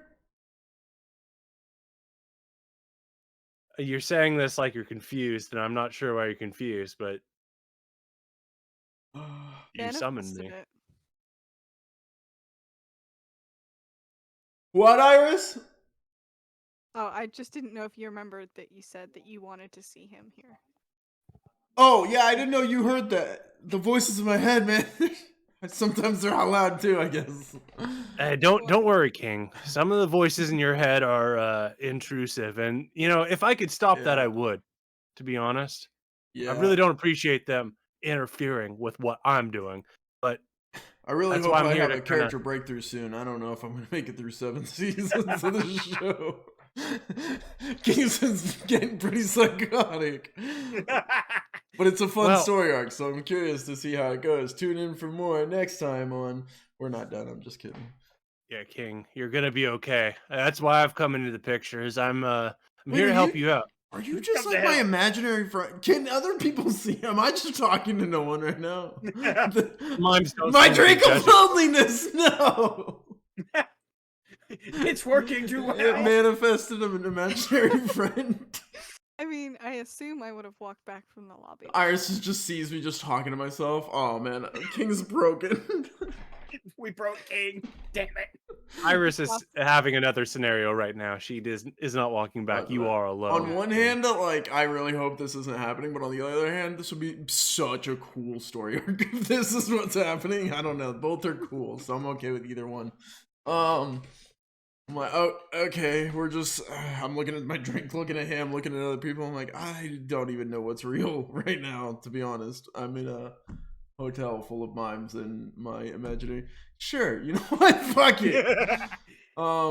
So I brought you here. Okay. I'm sorry that I pulled you away from your show. Not my show. I don't watch it. Breaking Bad. Yeah, I've never seen it. It's pretty good. It's got a lot of cliffhangers. That's why I'm a little, it's hard to get pulled away from it, but you pulled me away, King. I'm And sorry. the thing is that this is more important Well, than seeing Bryan Cranston act the fuck out of a crime thriller. You know what really sucks is I literally pulled you away from what you were doing just so that I didn't have to drink alone. That's okay. I'm glad you brought Is me it? here because this is a place where you could probably use some comfort from the universe. The Like, universe is comforting. This place is bad and I need comfort, or everything else is bad and this is the place of comfort? Because I was just in a really nice hot tub with people that pretend to be my friends, so. Pretend to be your friends. You don't believe Yeah, that they have actually you met care for you? Iris and Verde? I've watched all three of you very closely. Weird. I've been watching you. Hang on, I turn off the radio. Sorry, it's hard to hear over that. That's awkward, but yeah. Oh, no, not awkward. I admire your efforts. You three are, without a doubt, the only hopes I have for a reality continuing to exist. This is a place, King, of loose reality. Sort of like if you stepped outside of the universe and into a side alley, it'd be less logical. You aren't in a place you are meant to be, but, well, there are many things that aren't meant to be in our reality anymore, and he takes a swig of his beer. It's been taking everything I have not to break down, if I can be honest, King. I want to Oh. make things better again. I want to make them normal. Aren't you a... Because it's in your best interest? It is in my best interest to have the world be normal, yes. You want to call me a demon. You can, if you want. Well, I think someone else called you a demon, and so I asked if you were a demon, and you said, haha, yeah. I was pretty drunk that night. Are you not drunk now? No, I was watching Breaking Bad, and that show needs... I still don't know if he's real, but I'm like, can I get around for me and my friend? the androgynous thing that handles the alcohol dispensing. Its face is metal. It does not like give any like personality off. Just sets down alcohol drinks that you desire. Does this one make me see people too? The thing next to you puts his arm around you and says, "No, King. Now that they know that I'm with you, they won't give you any bullshit. It's protection and stuff. Listen, King. You Things sound are gonna exactly like an imaginary friend. King, please, you got to take me seriously, though. Things are going to get bad very quickly. Worse? Worse. You said you've been watching this. Things are already pretty bad. Yeah. Well, actually, now that I think no. about it, it hasn't really been that bad since the squirrel thing. Think of the squirrel thing as training wheels. It's going to be terrible soon. And I need you. I need you specifically to be like Bryan Cranston on Breaking Bad. Again, and I haven't seen it. Your references are lost. Then you're going to need to get everybody on your side. You're going to need to be getting more... I'm like Catch Asham, and I have to build a team. See, I haven't seen Pokemon, so I don't know what you're talking about. Moki Pond. You can't get copyrighted. I'm not familiar with Moki Pond. Listen, King, you're going to need to get them to be on board with everything because things are going to get dangerous very quickly. I was going to change Breaking Bad, but it's changed to Breaking Bad. Baking Rad. Baking Brad. Baking Brad, yeah. What are we making today? Ecstasy? What are we baking? Brad. And with that, let's make me just do this really quick because my wife is home. I'm gonna go greet her. If we can do like a very short break, and then I'll be back to see what Iris and Verde are up to. All right, so let's jump back then if we are ready to go. As Dr. Iris is standing in the hotel lobby, the person just told you that there will be somebody to guide you shortly. And almost immediately, there is somebody behind you. A lanky looking fella, not terribly tall, but lanky as fuck. Just behind you, wearing loose fitting clothing that really tells how lanky he is. Like he's got a hoodie on and jeans, but you can tell that the person beneath is gone. And he's sort of standing at a weird stance that makes you also think this person is very intoxicated on something. Maybe not alcohol, but alcohol would be a fair one as well. It the guy like stands there and says, "I'm supposed to guide you, the doctor." I don't think we've been introduced. How do you know my name? Or that I I'm a was doctor? called to you by the hotel staff, and I should, I should let you know that we got to get to where we're going quickly. Otherwise, bad things will happen. They don't like to catch us out in the public.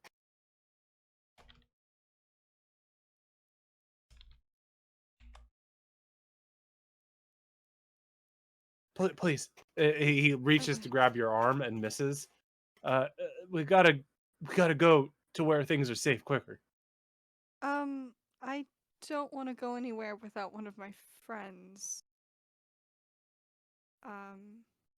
Are you able to guide him as well to safety?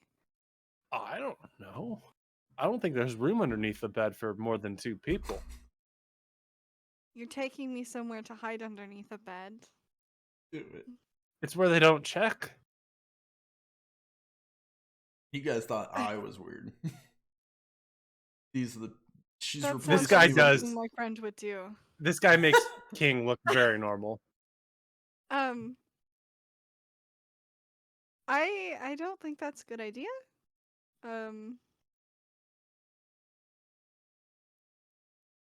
What are you hiding from? What you said they're not allowed to be out?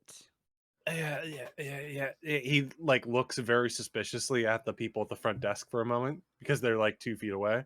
Like he does a death glare at one of them and then looks back at you and says, They don't know what we're capable of and they're looking for us. So we gotta go hide ourselves. And this hotel's got many hiding places." His breath smells like death.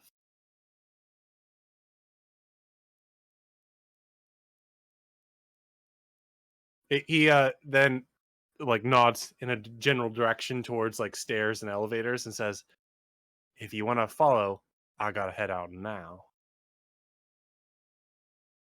I guess yeah, sure. Are you gonna follow him as he meanders very difficultly towards the elevator staircase area? Yeah. I do want to text Kingsman that some random dude is guiding me up to the elevators. So he knows where I am and he has the ability to follow if he so pleases, so wishes. Yeah, you can easily do that. The guy leads you towards the staircases and elevators, but he like veers off at a moment where you think it doesn't really work. Like there's the elevators, and then to the right of that, there's the staircase. But he goes to the left of the elevators and he just touches the wall and opens it up as if it's a door. And he beckons you with his other hand and then walks into that room. It looks like a brightly lit orange light in that room, as opposed to the generally white light that is cascading down the hallway that you're in. Do you want to join as the door slowly closes, or do you want to stay out in the safety of the hallway?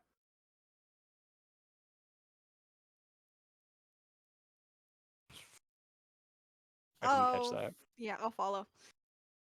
All right. You follow into the room. And what it appears to be is a hotel room. But as you look out the windows in this hotel room, you can see that it's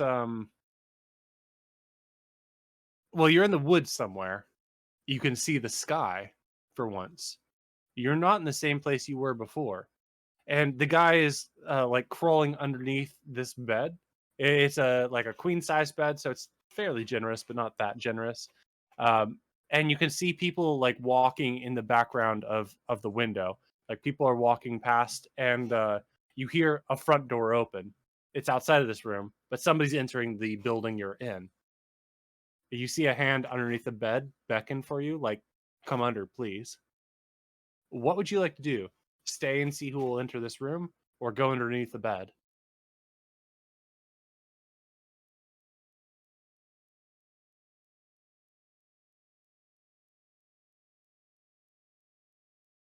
Since I'm not armed, I guess I will agree. Like I'll follow his recommendation, even though it seems very, very suspect. You crawl under the bed? That was a question mark at the end of that. Yeah, Okay. I guess so. Yeah, so as you crawl under this bed, you find that it is entirely more hospitable than you thought it would be. It's as if there's like a space underneath devoted for people to be able to like hang out here. Like you can lay down mostly and there's some room, but then your arms are up at like a elevated area, so you're kind of laying with your arms up, and this guy is next to you, and he cracks open a beer to you. It's like something. It's not cheap. It's like a hop czar or something very IPA. He passes it over to you and opens one for himself and begins to drink. Do you do or say anything?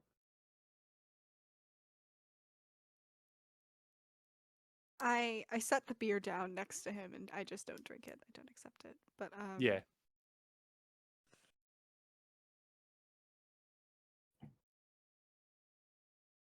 want to ask. I already asked that. Where are we now? This is not the hotel, is it? He leans close to you and whispers. He takes a sip and then whispers, "We're at the end. We're at the end of the path. I think. I'm trying to call people to come here and to help out, but I don't know if my calls are getting out or if anything's happening." The front door opens to the building. You can hear people loudly talking, and he puts a finger to his mouth like shush, but he doesn't say shush. He drinks from his beer. Do you want to say anything, or do you keep quiet? Uh, stay quiet. The door to this room opens, and there are several people who walk into this room. They seem authoritative, people who are in control. And by their boots, you think that they might be well equipped to move forward with things. Maybe military, maybe police. That's the vibe you kind of get. And you hear them enter this room. Well, I thought that's where they'd be. But I guess they're not here yet. Who would be here?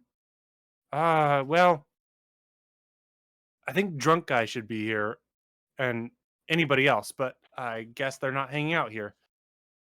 Well, that's the first round done. Let's go on to the next building, see if we can find anybody else breaking the rules. And as the people leave this room, the guy looks to you with confusion, drinks from his beer, and says, "Do they not know my name?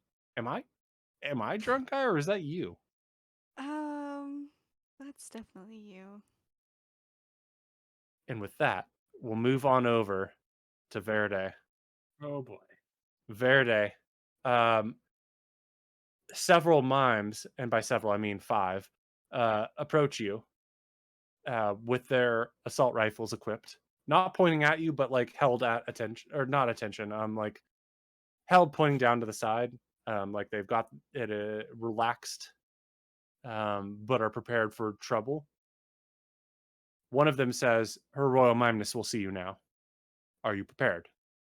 As prepared as I am ever gonna be, I suppose. They nod and beckon for you to follow them. Um, 3 of them are behind you, 2 of them ahead of you. So escape seems a little bit more difficult than just rushing forward. but they lead you down some hallways to what appears to be like a suite of some kind. It's on the first floor. They don't take you up any elevators or any. Just double check. I think my wife's done here. Gonna turn this around. Okay, well, threw my microphone or webcam on the ground, but that's okay. We'll get that in a second. So they bring you to a suite on the first floor, avoiding the elevators or the staircases in general. And they open up the door, none of them entering, and say, "You may go in, Verde." So I'm gonna be by myself. We are not permitted to see her royal mimeness. Curiouser and curiouser. All right. One of them leans close and whispers in subtitles, "Good luck." You know, I'm feeling like I'm gonna need it. And you enter into the chambers, presumably, that her royal mimeness is in. It seems like a rather normal hotel room. Um, one in which is just simply there's a living area, there's a TV that looks cheap, there's a couch, there's a dining table. You can see going further into this room to the left, there's a door that probably leads to either a bedroom or the kitchen, and then to the right, bedroom or kitchen. One of them is there. But you don't see anybody in this room. The door closes behind you. You Oh, feel distinctly cut off from your companions. right. This is gonna be fun. I can already tell. Hello? You hear nothing.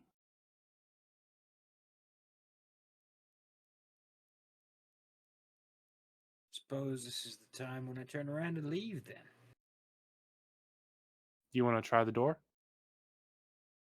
I want to try it and see what happens. It is locked. That's what I was afraid of. Hello? Mimeness, are you here? You hear a gravelly voice, not subtitles, but a gravelly voice coming out from the left doorway ahead of you. Is that Verde? Yes, apparently the only one that's allowed in here. A form begins to emerge from the left doorway, and you could see that it is definitely a woman, but not a mime.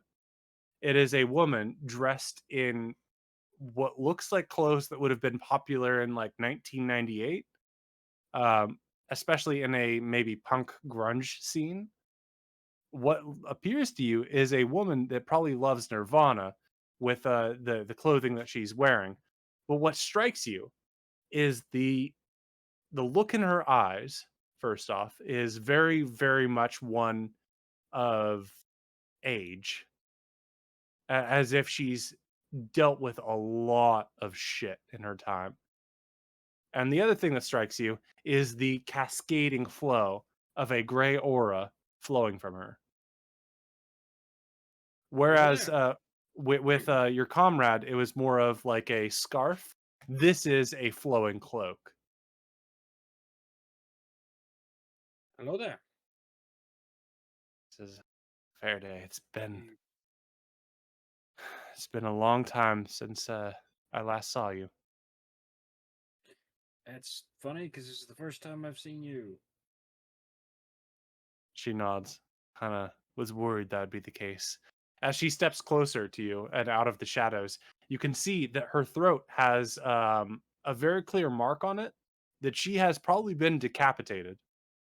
Like her head looks like it's been sewed back onto her body. Alright.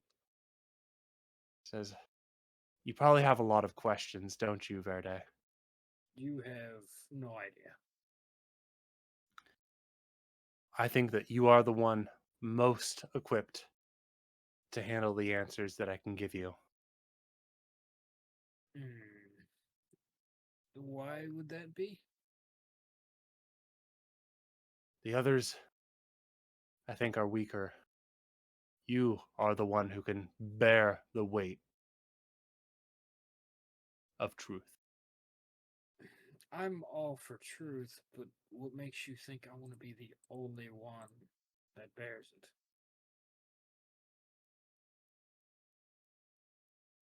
I think once I tell you, you'll understand. I don't think I don't know if I will, because I this past couple weeks I've come close to breaking at least twice. But you have not broken.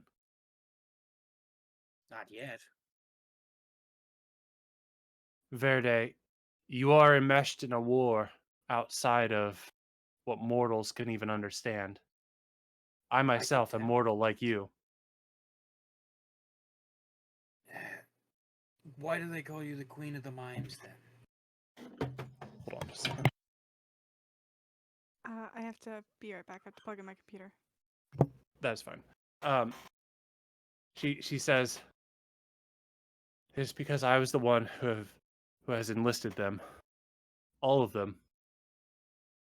I simply cannot. I cannot solve the problems that I have alone anymore.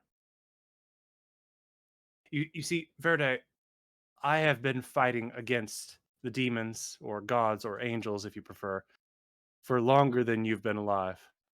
For longer than I should have been alive. Okay. As has my greatest friend in this life. She has also fought against these gods, these demons, these angels. Whatever it is that they have planned is never good or in our best interest.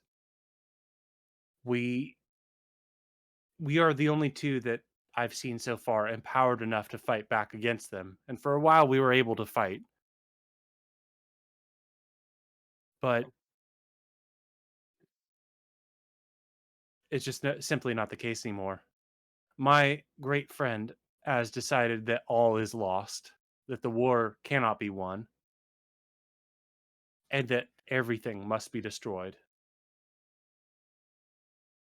Oh shit. I think you've She wouldn't seen happen to her, be wearing a purple coat, would she? the Queen of the Mimes nods. That is my friend. Damn it. I do not want humanity to be destroyed. I do want to destroy the gods, but I believe we can do that without destroying humanity. My friend does not believe that to be true. Your friend has no interest in anything surviving, from what I understand. That is correct. She has what I believe to be a doom clock, in a sense. Something that she is preparing to activate that will destroy everything, that will end all of existence. Wonderful. Me and those who follow me are seeking to stop that. Why exactly are you trying to end the gods as well? There is no such thing as a good god. There's There's no no such such thing as thing. a good person either. Yes, but well, that's debatable. There are people who do good things. The gods, the Just demons, because you whatever they do good are. things does not make you a good person.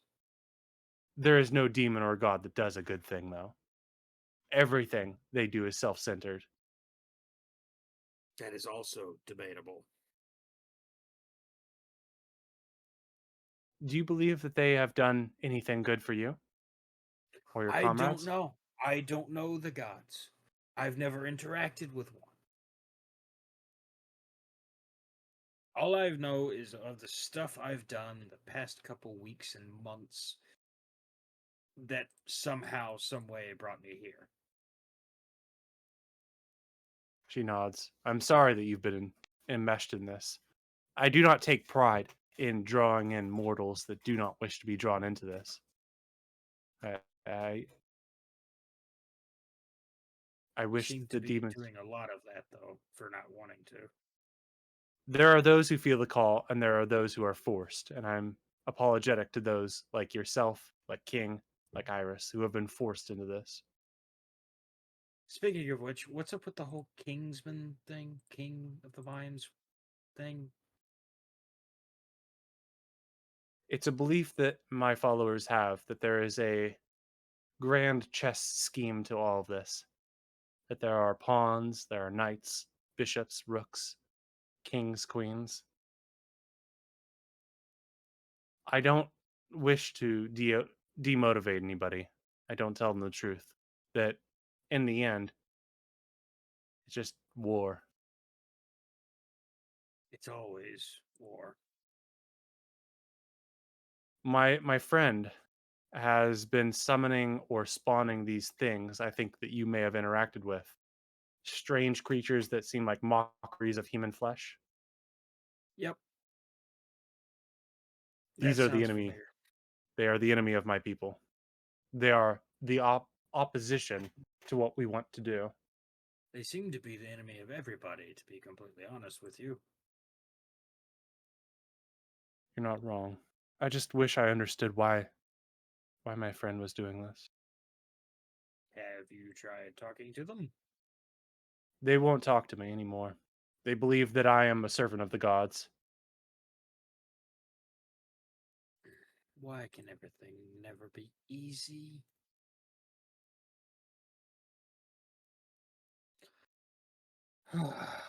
I apologize, but that's the nature of the beast. Nothing will be easy, and I can protect you, Verde, from the influences from the outside, but your comrades will always have influences.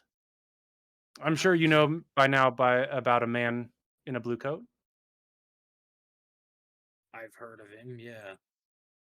He is actively attacking your comrades. He's Like placing right thoughts in now. their head, trying to make them more dangerous to you. Hmm. Well, they halfway want to kill me already, so it's not going to be very hard, I don't think. There's great danger ahead of you, Verde. No shit.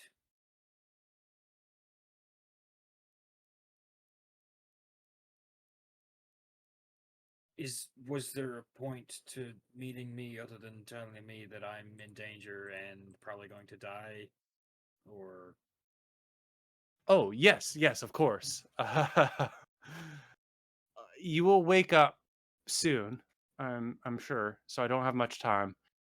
Your abilities have been noted with your protection of our people when you are in sorry, let me stop. You felt a feeling when you're protecting my people, haven't you? Service of the mimes. uh, not I mean, yeah, I guess I feel angrier sometimes. This will develop further. I've already tried my best to invest in your spirit energy. The next time you are in service of my people, there will be even greater danger for your enemies, our enemies. Um, but I I that's will something you admit will have to I'm not the experience. biggest fan of somebody messing with my head. I think that you will enjoy it this way. Your abilities will become more accentuated the more you are working with my people. Your bravery, your calculating nature, who you are will be emphasized very greatly when we are in danger. I, if you say so, I guess. And I understand that's very abstract. It's sometimes hard to describe these things to mortals. But we have also done a favor for your friend that you will be able to deliver on. Oh shit, I'm running out of time with you. When you wake up, go out as soon as you can onto your front lawn. What about my friends that are being attacked by Blue Cocoa, dude? You snap awake in your own bed. Shit. It's morning. In fact, everybody snaps awake in their own bed. But you just have the feeling that you've had a weird dream. Verde, you remember very, very clearly the order to go out in your front lawn. What would you like to I do? guess I'm going out on my front lawn. You glance at your fridge for a moment and think bacon and eggs would be nice this morning, but then you look out on your front lawn and what you see is King's Jeep fully repaired and fucking armored down on the sides. It looks like somebody has put some steel plates on this, like armored it all the fuck up. And it's got this weird red like stripe on it. Like an amateur tried to spray paint it and they did okay. Okay. And as you're standing there, you like absentmindedly go to your like mailbox. You pull out the mail as you're kind of like pacing around looking at the vehicle, and you see that there is a letter from Eddie Newsom. It's even weirder. All right. And as you open it up, you pull it out and you like glance at the vehicle armored up, glance at the paper, and what it says is, "Dear Detective Verde, I greatly appreciate what you did for me. Saving me that day is something that I didn't think I'd ever appreciate the police for. You are the change in like the police for me. I'd like for you and your comrades to come meet me at my house, address listed. I have a plan for us. I have a plan for the town of Golden Ridge, and I want to get to the bottom of everything." Signed, Edward Eddie Newsom. Well, things just got interesting. I'm going to call King. And before we do that, as you guys are both waking up, let's start with Iris, and then we'll go to King. Like after this experience, you just suddenly snap awake in your own bed. This fucking awful dream, mediocre, subpar, terrifying, perhaps. What do you do, Iris? What is your Um, reaction, perhaps?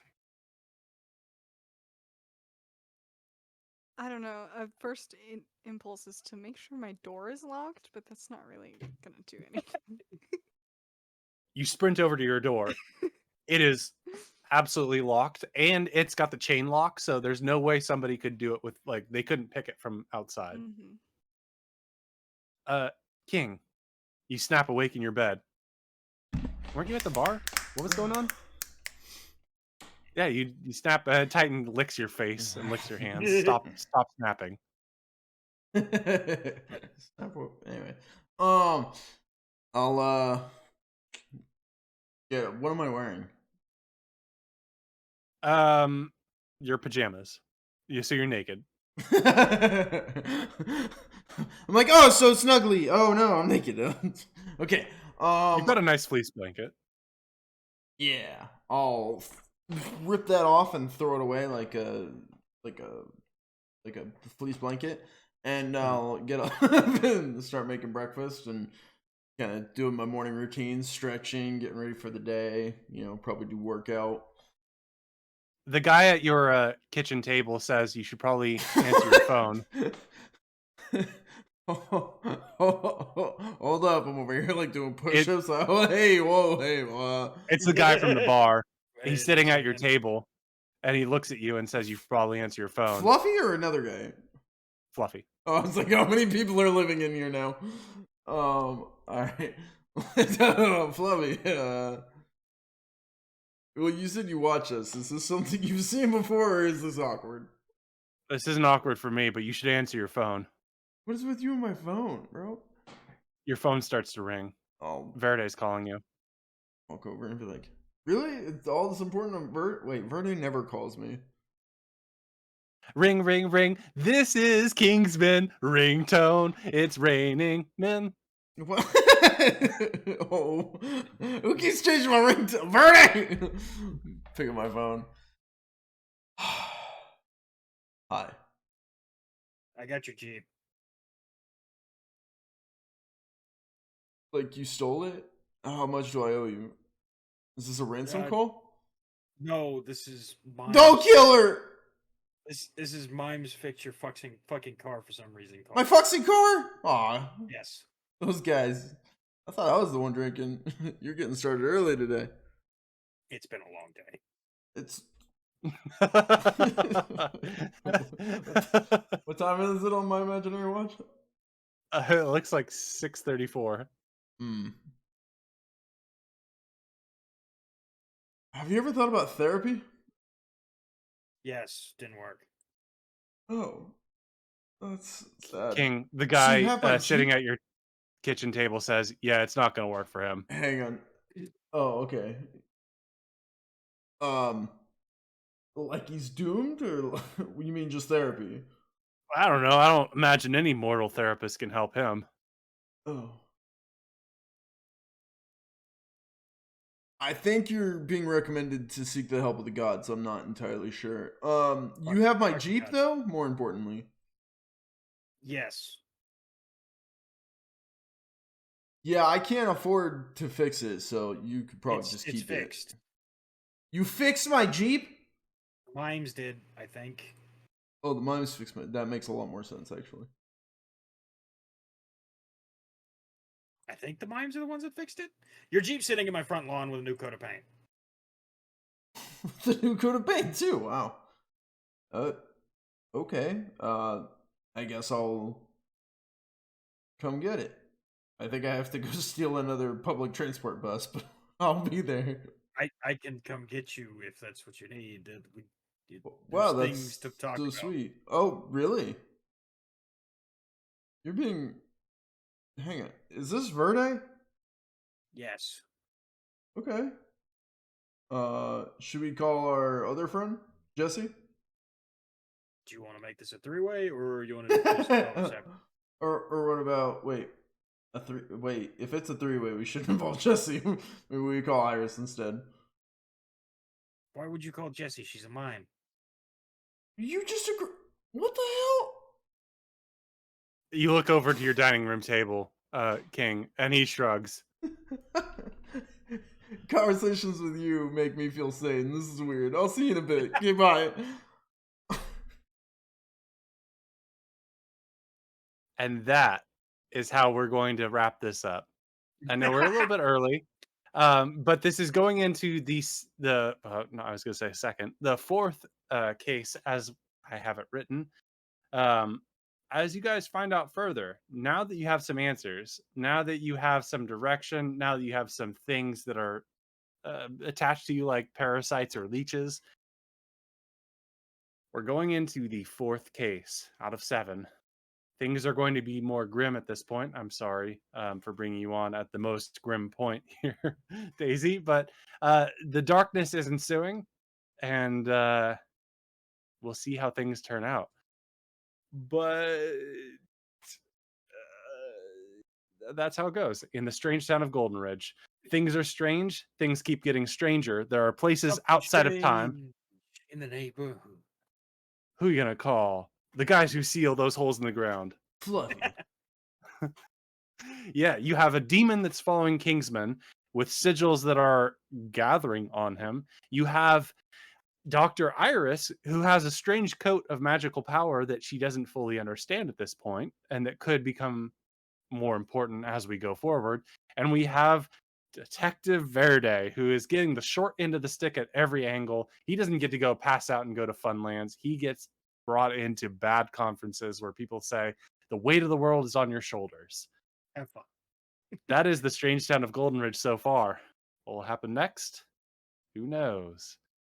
But we're going into the swamp next. So yeah, I guess that's it for the strange town of Golden Ridge for this bit. We'll come back at a later point, but we got a hiatus. We might do some fun one-off things, I guess. I'm gonna pass this over to Rath so that he can pitch King's Crossing.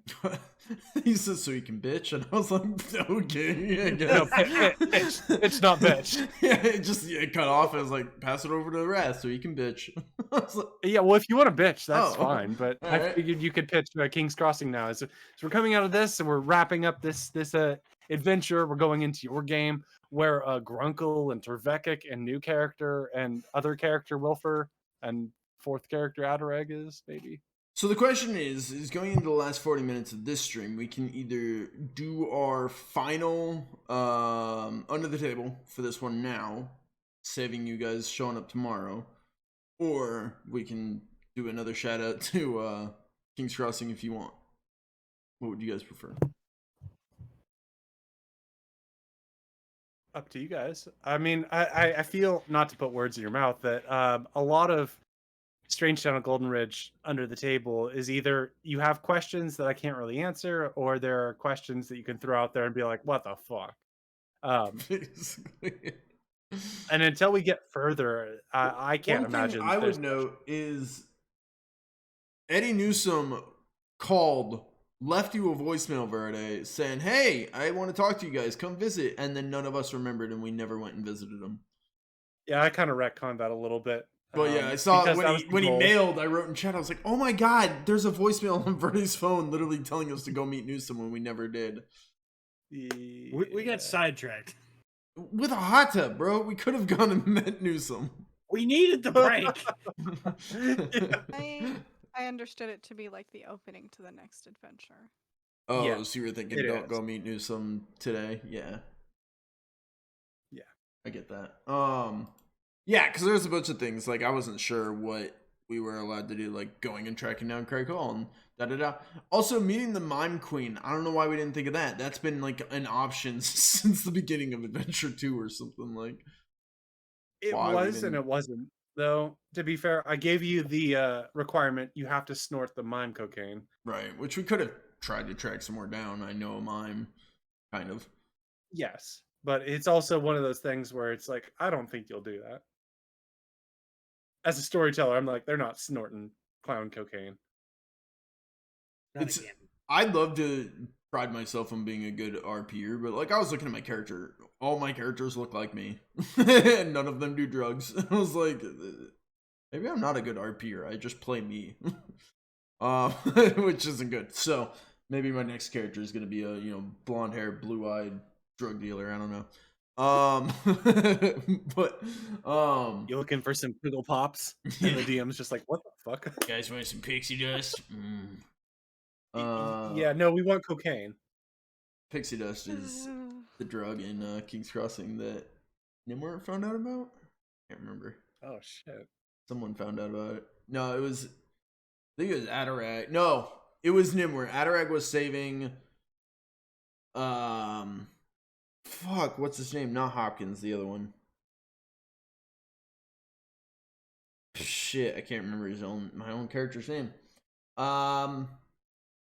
Anyways, he was saving his life. Nimwart ran to grab Addison. Addison was making a concoction for Grunkle that he asked for, and it involved something called pixie dust, which they knew to be a very serious drug. But we won't talk about that. It's a spoiler over. Oh, well, yeah. Go listen to the episodes, and yeah, the series is gonna be up in, what is it? It's the end of October, so 2 months. Hell yeah. So when we first talked about it, it's already been a month, and there are 30 some episodes, including Under the Tables, and you've watched 3. So if you just keep that up, you'll be at episode 9 out of like 30 by the time the show starts. No, I'll literally like watch them all in one night. Well, that's the thing with Strange Town Golden Ridge. You're like, yep, already watched them all in like one day. Yeah, I got super pulled in. And See? I think See because what I'm there's talking about, different Pickles? characters, 'cause there's two different parties. It was harder. It's harder to get because there's 2 concurrent storylines with King's Crossing. So I'm like, oh, I want to think about this one. So They how my brain works. they tie together. Yeah, I know. Even I know if the characters don't realize it and don't share information with each other, they are supposed to tie together. I think it's also a little bit of, it can be easy to be drawn into certain personalities, I feel. And then when it's jumping to another party, it can be a little bit jarring. Like, you might not necessarily like the other party. You might be like, man, that Adarag and whatnot, they get shit done. Whatnot. And then His you name jump is over and you're Nimrod. like, I like Torvekic, but that Grunkle is like, God, what a freaking stump in the road. So I feel like I've seen this with myself with watching Game Grumps. Like, they did their thing for a while that was Steam Train, where they'd have like the other people join in, and it'd be like other members of the staff that would do like their own episodes. It wouldn't be like the main Game Grumps. And it was always kind of jarring because like I watching the Game Grumps, I'm like, yeah, I like Danny, I like Aaron, and then it's like, oh, there's Barry. It's like, well, I don't know Barry, so it's a little bit more jarring, like adapting to a new personality. I think that might be an element of what you were saying, Daisy. Is like different parties, they have different dynamics, different personalities, different entertainment values. I think it was easier for me to get like super hyper fixated on Golden Ridge because it was I all in a playlist, so it just kept playing on my TV, and also just the fact that it's one location, so I can keep everything straight in my head. It's just I think it's like an ADHD thing. I don't know. Yeah, I guess I could kind of see. Well, I mean, they are both campaigns are one town, but Yeah, I was just um, thinking, I was like, King's Crossing is all in one's playlist, and it's all Yeah, in Arwen's Rest or around yeah, it's Arwen's just Rest. like different. I don't know how to explain it. Just the different groups. It's like I don't Your know how to excuse explain is it either. more ass. stuff, more stuff that I need to keep track of mentally, and because it's a fantasy setting, I feel like I have to pay more attention to every single piece of lore. Whereas That with is like a modern fair. setting, there's like I know that how gravity works or Right. laws, you know. That's funny because I would say that's the exact reason that Tough Nuts and Adise both said they prefer fantasy Mm. Oh man, that was a fun drinks and discussion episode. episode. Yeah, Because something like that I our feel that so Daisy much. should start showing up for. Oh, you I you want should to. Just if you're another free. thing to add to your list of. Yeah, I You have to joined like this community. I don't know if you know this, but I have we to be involved in everything. yeah we expect a lot. But to be fair, there are a lot of shortcuts you can take with things that are known. And I think that's something maybe we could bring up tomorrow in drinks and discussions. Like the idea of if you bring up a modern setting, you know what things are in modern settings. There's guns, there's cars, there's planes. If you bring up a vampire hunting game, you immediately know we're hunting vampires. Let's like do daylight. Let's get some holy symbols. Let's get some garlic. Let's not invite them into our home. That kind of thing. I think there is a benefit to the shortcut of having something be less homebrew and more like known. Like if you ran a campaign in Neverwinter in the Faerun setting, there's a lot of stuff people can draw on to be like, I know what things are, and I can like relate to the setting based on that knowledge. Um, and that's the weakness and strength of a homebrew setting that you're doing, Rath. Is on the flip side, people can't really base their information off of stuff they already researched. But on the flip side, you can't draw on anything that they already know.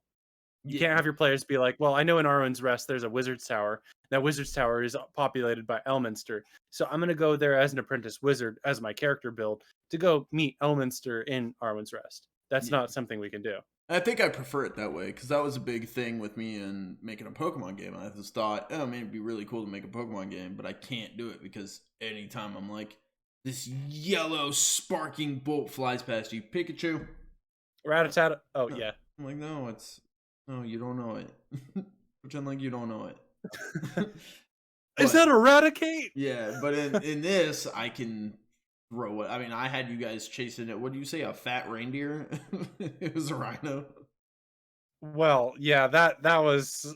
You described it as sort of like this is either a rhino or a moose. I think But I tried to be very vague with it because it was supposed to be Yeah. something you guys don't know what it is. It's like this gray monstrosity, four-legged horned beast comes out of the trees. I attack it. Okay. Yeah, and I think that's the balance you have to make with a story as a storyteller. I mean, is like you using shortcuts to help people understand what you're describing, as well as having your own unique things. Because you don't want to just well, maybe you do. I've also often thought like maybe it would be good to run like a mercenary campaign, no supernatural, just like hardcore tactical situations that would appeal to maybe Fred and Wrath here. Um, but I don't know how to intelligently write that is the problem. But also just You could yeah. always ask us about stuff like that too. Like if you want to include that in Strange Town or anything like that, I'm sure me and Rath would be perfectly able and willing to explain some things if you have questions about them. Well, and that's where, like, I think that's you guys are resources. You're all resources for me. And I ask you questions. I appreciate your feedback. But with the story I'm telling, it's not so much important. Whereas if I was doing a mercenary campaign where your goal was to like build a private military company and start taking down gangs and handle corrupt police and stuff like that, it would be a lot more relevant. And well, yeah, I'm intending not to do this campaign forever, Seven Adventures. So eventually, I'm going to go on to something like a mercenary campaign or a superhero campaign. I've mentioned before. Um, like after we're done with this, I'm going to do a genre shift, and we'll do something entirely different if people are still around. Um, You all that better might, still be around. I'm tired of having to rebuild this fucking community. well, I'm Mr. Flakels, so Oh, you've been here since the start. Shut up. yeah. Well, but yeah. My goal is not to do the same general genre forever. The confusion horror genre is more of a one-off that I'd like to finally complete and then do other things. Um, I think it'd be cool to do it like a thieves guild campaign, where everybody's a different type of thief. Maybe you have a magical thief, That'd be combat interesting. thief. Yeah, like Mhm. I'd like to explore other things. I had an idea for a Western campaign where everybody's a ruthless gunslinger. We could shoot a bunch of people and run into a frontier town and shoot people as well, but people that like deserve to be shot mostly. Um, I feel like I've been rambling, but yeah, But my camera's on the ground. I've been rambling. This is the final episode of the second episode of epilogue for Strange Town of Golden Ridge. Maybe you'd like to do a little advertisement for King's Crossing. sure. Yeah, let's talk about the character Daisy made. You made a character already? Nope. Oh my god! What kind of character do you want to make, Daisy? Oh, I think that Um, would require her to watch the. Well, you guys didn't watch the episodes before you guys made characters, so. I I also didn't watch haven't. any episode before I made my character. True. I completely just screwed around and made my own bullshit. Yeah, I haven't been Chat, like. hashtag sick burn. I haven't been familiarized. Like, I assume you were given like a spiel before No. you made your characters, or like Well, yeah. given, something. So for me, that's the entirety of the campaign so far. So that So, makes would it you a little like me rough to make give a spiel? character. Sure, if you want Can to. I interrupt and say my spiel that you told me? Sure, First? because I don't remember what I told you. Yeah. So basically, what Rath told me is, I said, "Can I play Grunkle, my stupid dumbass ogre character?" He's like, "Yes." And what I'm gonna do is like a frontier town kind of thing where you're like going on the edges of society into an area that's not very much uh like people haven't built cities here. They have frontier towns. So we're in this swamp frontier town where there's adventure, there's potentially like buried cities underneath the swamp. There's treasure, there's monsters, there's like mercenary encampments around. It's all the wild wild west but set in Zweihander fantasy. And so that's what drew my character there. Like the ogre that wants to save the world and do something good for once is there like adventure. Then we got Torvekic, who's there for also adventure and drinking And beer. ale. And initially there wasn't a general store, but we've learned that there's a reason for that. And now there are more people. Hi, all Irons West. Yeah, I remember that was a big comment I think you had in one of the under the tables. You're like, it didn't feel like there was a lot of life to the town. There was like 5 people that were here, but then you started to kind of explore more of the town and you realized, oh no, there's actually like people that live here. Yeah. No, you did great from our feedback. Like the initial feedback was, I asked if there's anything else in town. People said no. And I was like, oh. And then after we came back in town, you're like, well, I've developed it more. there are more people and stuff, and they can reference that. And so that was a great improvement. Yeah. Well, that's the thing, Something is that the whole concept of this is I built the framework and we're going to expand it together. So it's like, hey, I'm looking for somewhere where I can get some information. Well, there's a lore store in town, but the way they work is really odd. But they are there. You just got to find them. It's like walking into, I don't know, Denver, Colorado, and being like, hey, where do I go for lore? And someone who's never been to that store would be like, I don't know, maybe like try and find a library.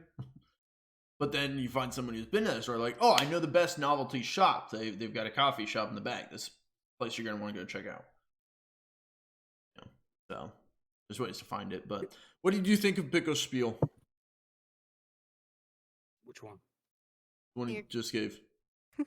I give a guess- lot of spiels, to be fair. It's a good.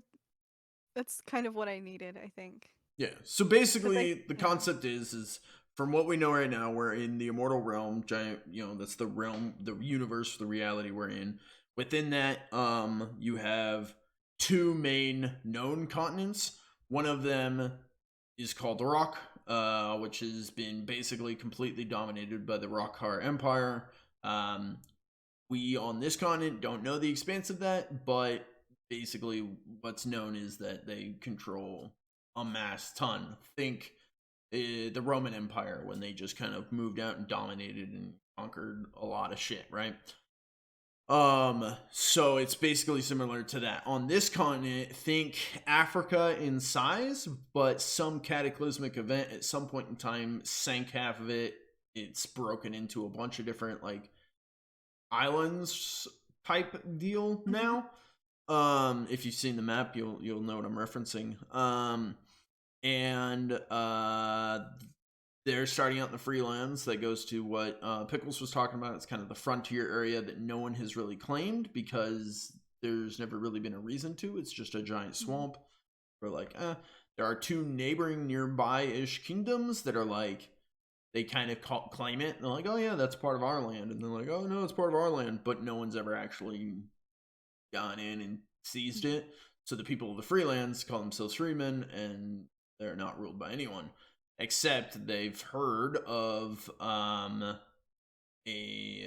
entity that claims to be like the king of this area and has following, including the freemen, including the Lost Sons, said that they also work for him. I don't know if anyone ever picked that up, but that was said. What else? Yes, Arwen's Rest is the town that they've found themselves in. It's said to be, I mean, basically there's ruins all around them. It's built in the middle of these ruins. The ruins span multiple different cultures and designs, different architectures. So it looks like there's been, over the years, like a civilization built a city, they crumbled. A civilization built a city, they crumbled. And it's like different architectures built on top of each other kind of thing. And now it's a swamp, and Arwen's Rest is sinking on top of the swamp. I think that basically gives a brief overview. Worth noting, if you're joining Torvekik and I, we are both I believe she is, yeah. fighter class characters. We have fighter class skills and fighter class builds. Berserker and a man at arms. We're not great at anything that isn't combat. And also, I should note that I'm not great at combat. yeah, you are. Torvekik is great at combat. I'm kind of like I'm a sponge, and I keep absorbing wounds, but not in a good way. I just take wounds. You specifically dominated the Blights. Okay, I dominated the Blights specifically because I had a one-off nuclear bomb that I could cast. Didn't you also kill the kobold? You did. You killed all the kobolds that were trying to flee held from down. No, I was held down, and I kept getting pinned by them, and then Torvekik came in and helped. You tripped and fell into the dead rhino. Yeah, it's funny, Yeah, but I'm the joke character. Torvekik is the actual badass who's never taken a wound.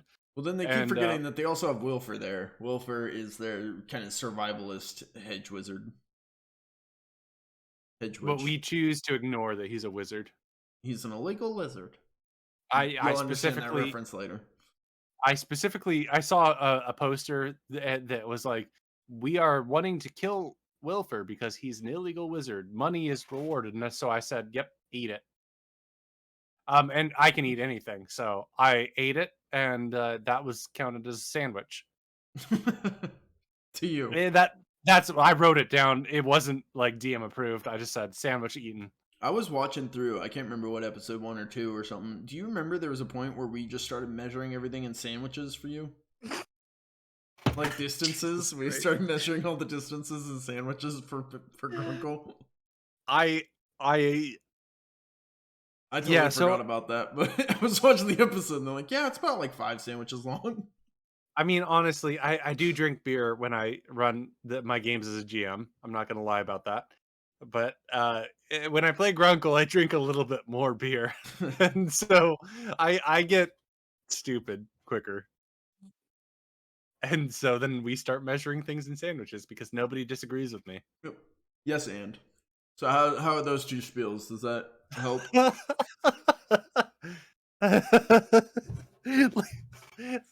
like I feel like it's like, yeah, so my player killed a kid because he stole his rock. This is also You true. think that sounds fun? You want to play in that game? I feel like our spiels are tainted a little. You'll understand. Well, spoiler, they got a kid killed, but I didn't do it on purpose. I don't know what else would help.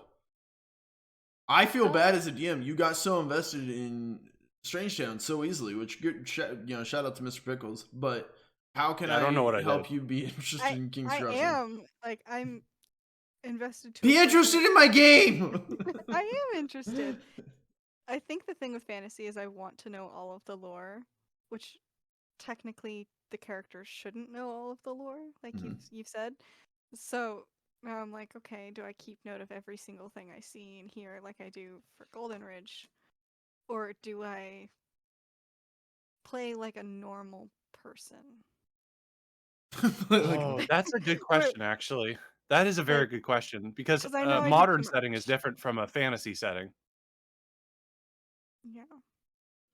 And that makes it difficult, I think, as a player. Like a modern player, you can be like, yeah, I know about vampires, obviously. I know about werewolves. It'd be stupid not to know about that in a modern setting. So I think it's that place of knowledge about what you should know. And that's where it's like, so you told me as a player that fairies and the fae are an important part of your setting. And then I completely like I fumble it. Like people are leaving out vegetables. I'm like, Grunkle could have some, yeah. They're like, no. It was an No. offering to the Fae, and you're like, no, Grunkle. Grunkle is one of them, right? She's like, I don't think so. And I feel like, yeah, with fantasy, you do kind of have to play a little bit less modern educated with it. But at the same time, I do get that. Like, you want to know what's going on still. Oh yeah, Torvegig not being able to read is a whole thing. I think I also just don't want to be the same person because Iris's thing is that she keeps track of everything. So it makes sense that I'm so obsessed with writing everything down and keeping track of things, and she's super intelligent, you know?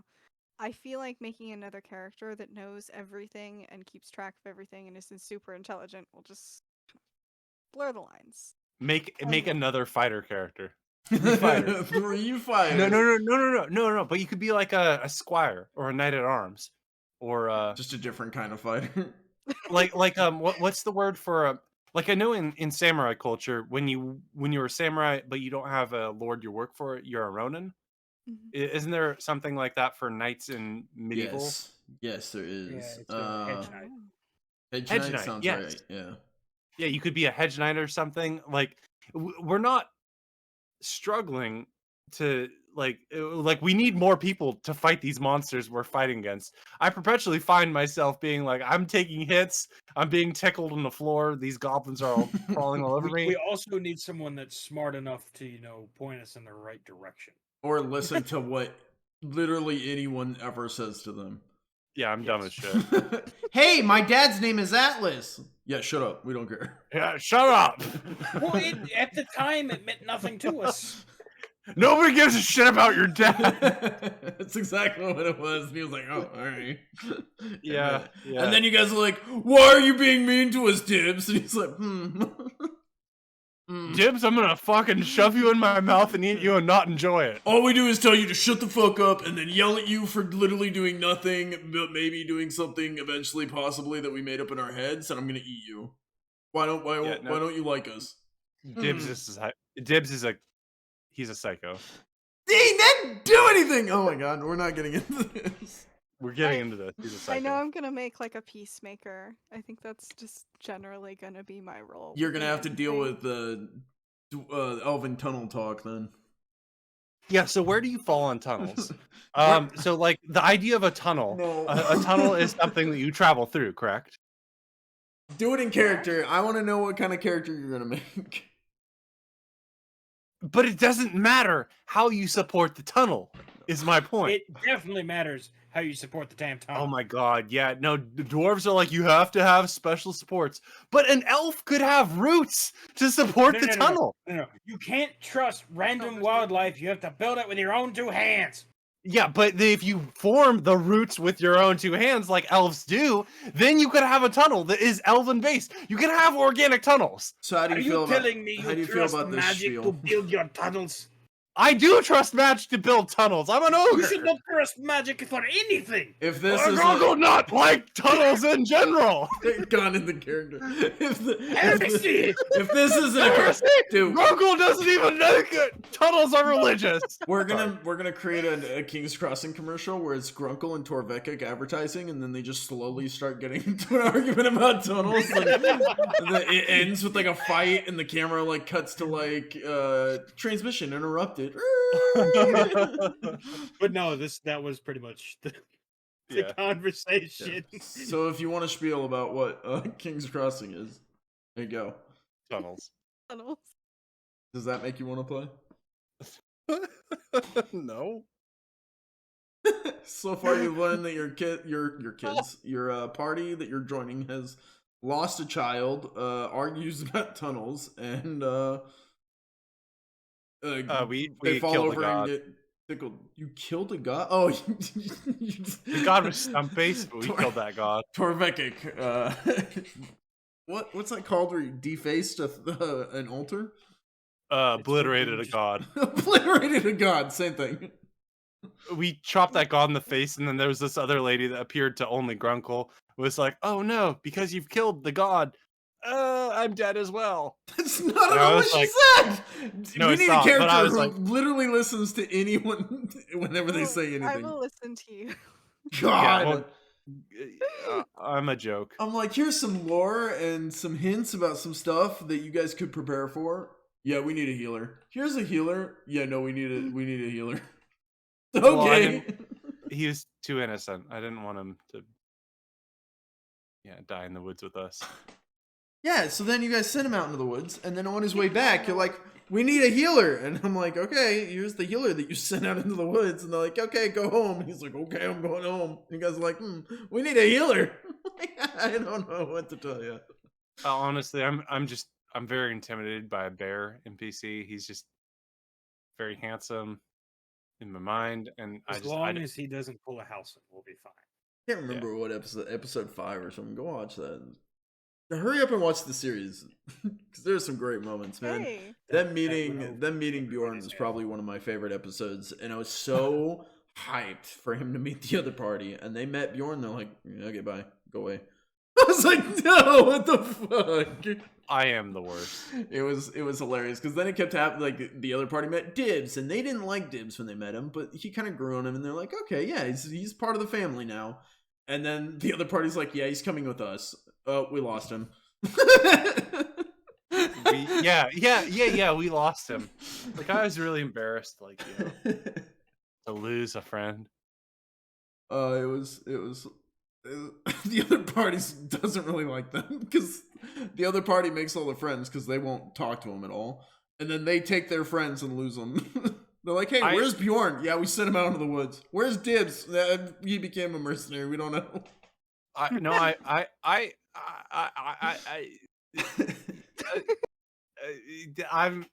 I think it's hilarious. The other party And doesn't. I am not an intelligent player. I said this actually on Saturday with my group on Inwill's channel. Mhm. Like I said, I'm not a good role player at all. Well, I'm just Mr. Pick. So I show up and have fun. You either us doing our thing, Rath, or we metagame and watch their episodes to know who we shouldn't leave out in the woods somewhere. Even No, if I yeah, I metagame, don't I'd think you still need be to. a piece of shit. I'm a goofball, and that's all I can play with Grunkle. I can't. There's nothing that can make me make Grunkle intelligent. I try. See, that's almost how I It feel fails. about Kingsman. Where I'm like, I don't know if I can save this character. Like, I feel like he's just kind of fucked.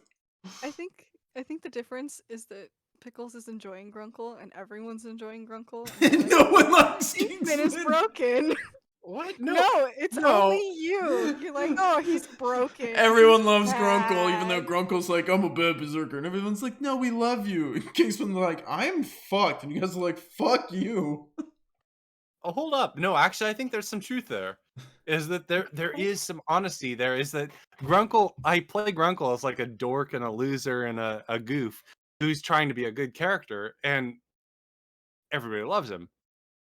And it's like not like an outright love. I feel like Torvekik has often said that he's frustrated with Grunkle's moves, but there's still a love there. And I think with Kingsman is you are sort of the, not to put a hard word on you, but the clown of the group, like Grunkle, is that you often make the jokes, you're the comic relief, and there's some resistance to that, but it's still needed. Somebody has to lighten the mood, Yeah. especially in Strange Town of Golden Ridge. God, that's such a But Kingsman's losing it, and it's getting darker. Quick. Yeah. Even he, you can tell even he's starting to lose a lot of his. Well, I don't know. He blew bubbles today. Yeah, but I feel like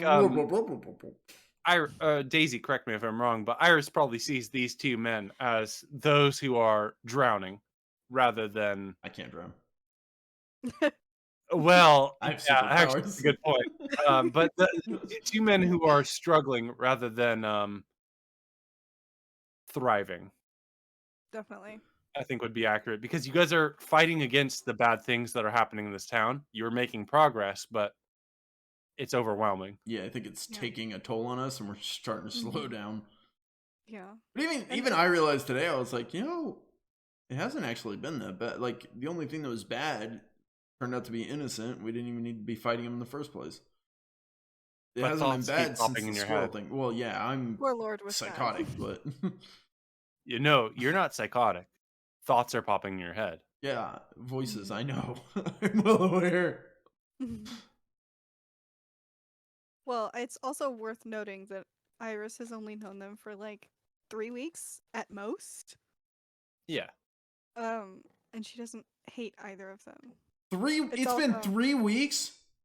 at most. I need to think change maybe- underwear. Maybe it's been 1 week. Like it I hasn't think the been a very long adventure time. itself has been a few days, but Okay, because I'm still wearing the underwear she signed the first day I met her. Yeah. That's weird. there could have been there. I need to go I don't home. know. Can I change underwear before I go get my Jeep? Yeah. Okay. But that's not something you had to Maybe? ask me about. It's just I think I don't think there's been that much time between, actually. So it's probably been Iris has known it them has been a for. couple days like a because week, there like was a less- yeah. couple days at the Oh yeah, farm the and space stuff. between Adventure 2 and 3. Yeah, you had some time. Yeah, so a few Mhm. weeks. Yeah. And But yeah.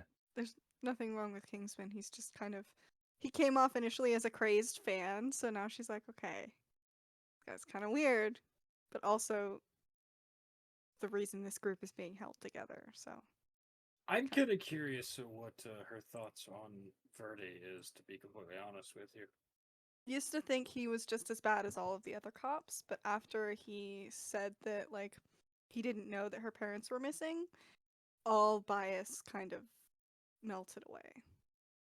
And I think that Verde kind of reminds her of her own dad, so she's like less mad at him for no reason now and more willing to trust him.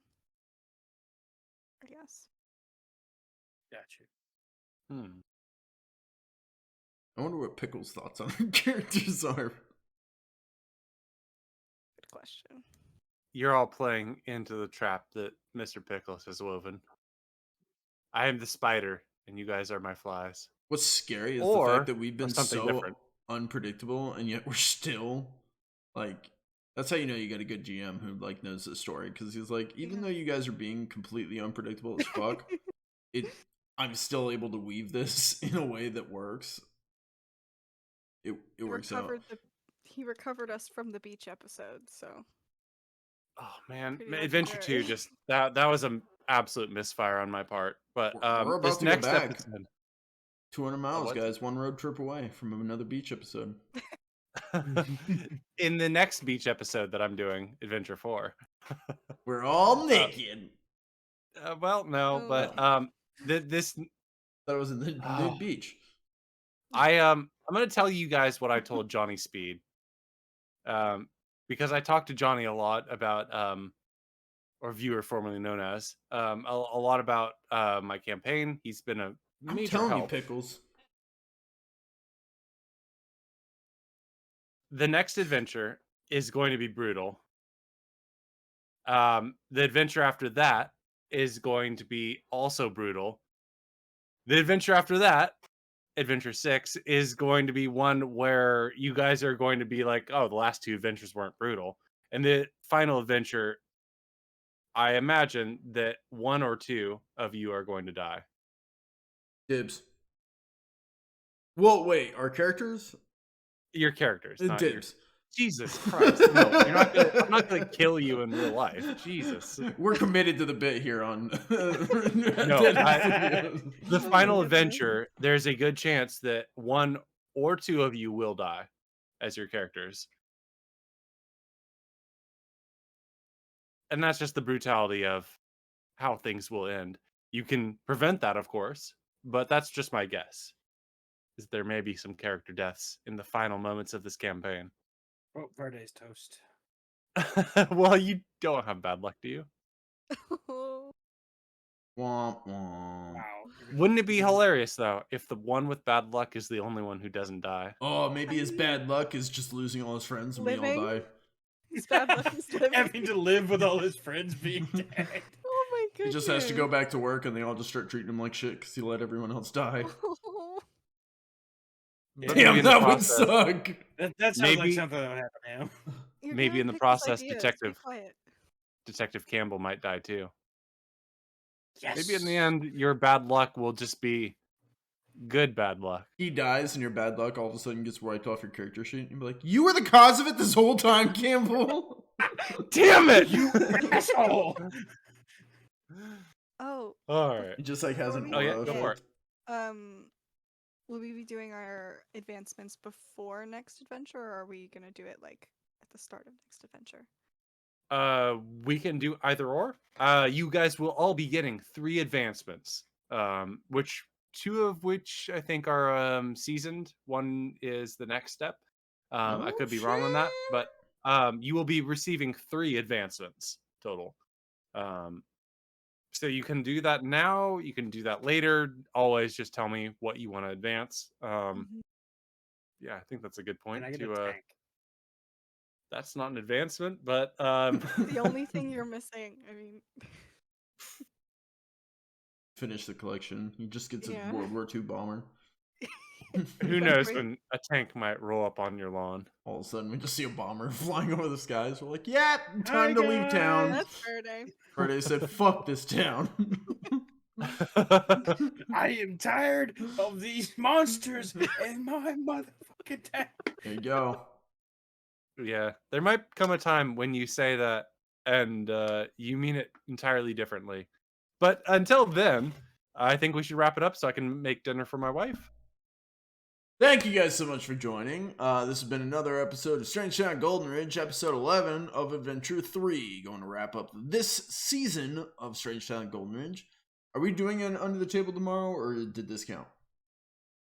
I think this counts. All right. Because I'd like to continue that the caravan mission we've been doing. Yeah, that is scheduled for tomorrow. But that is Yeah. a Guardy episode, not an under the table episode.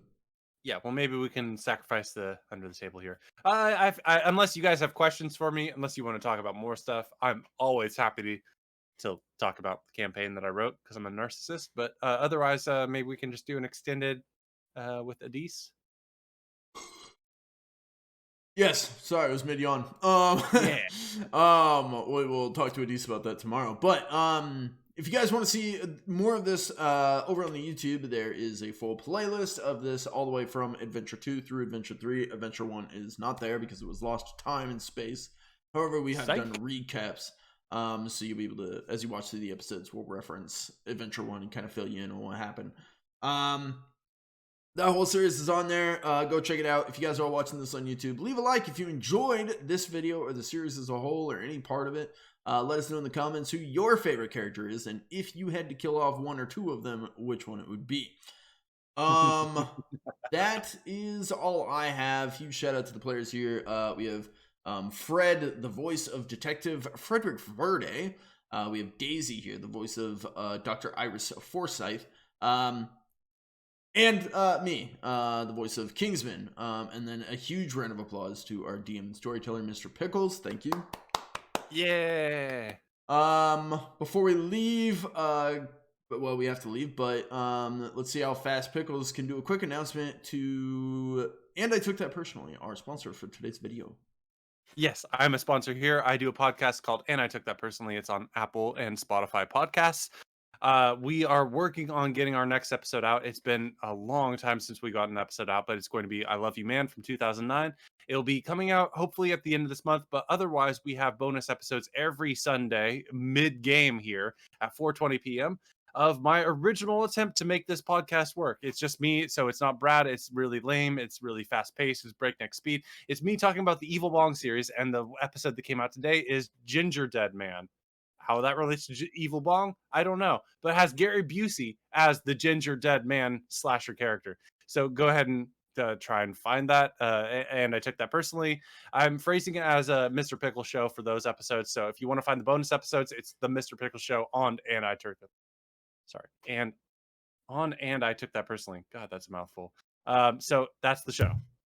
You know what's funny is we were talking about I think I talked about this on stream earlier, but we were talking on Rath. We were talking about how you like shows with weird names, like It's Always Sunny in Philadelphia. But then you named your game The Strange Town of Golden Ridge. I was like, at least this one makes sense, though. Yeah, honestly, if I can take a moment, Sure. It's Always Sunny in Philadelphia is an absolutely awesome show, but everybody from that show makes spin-off shows that also suffer from a terrible name. AP Bio, Glenn Howerton, The Mick, Caitlin Olsen. Those are both also great shows, but they say nothing about it in the name. AP Bio makes you think that's homework. The Mick makes you go, that's nothing. They're all three of those are funny, funny shows. Please watch them. It's Always Sunny in Philadelphia, The Mick, and AP Bio. They'll make you laugh.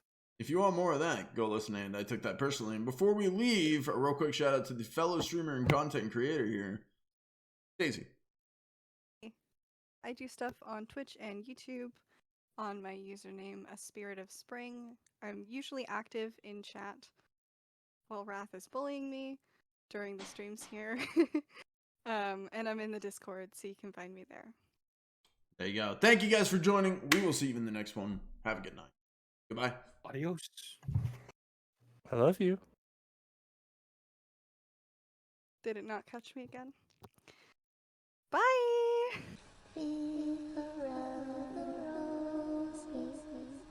Pocket full of roses, ashes.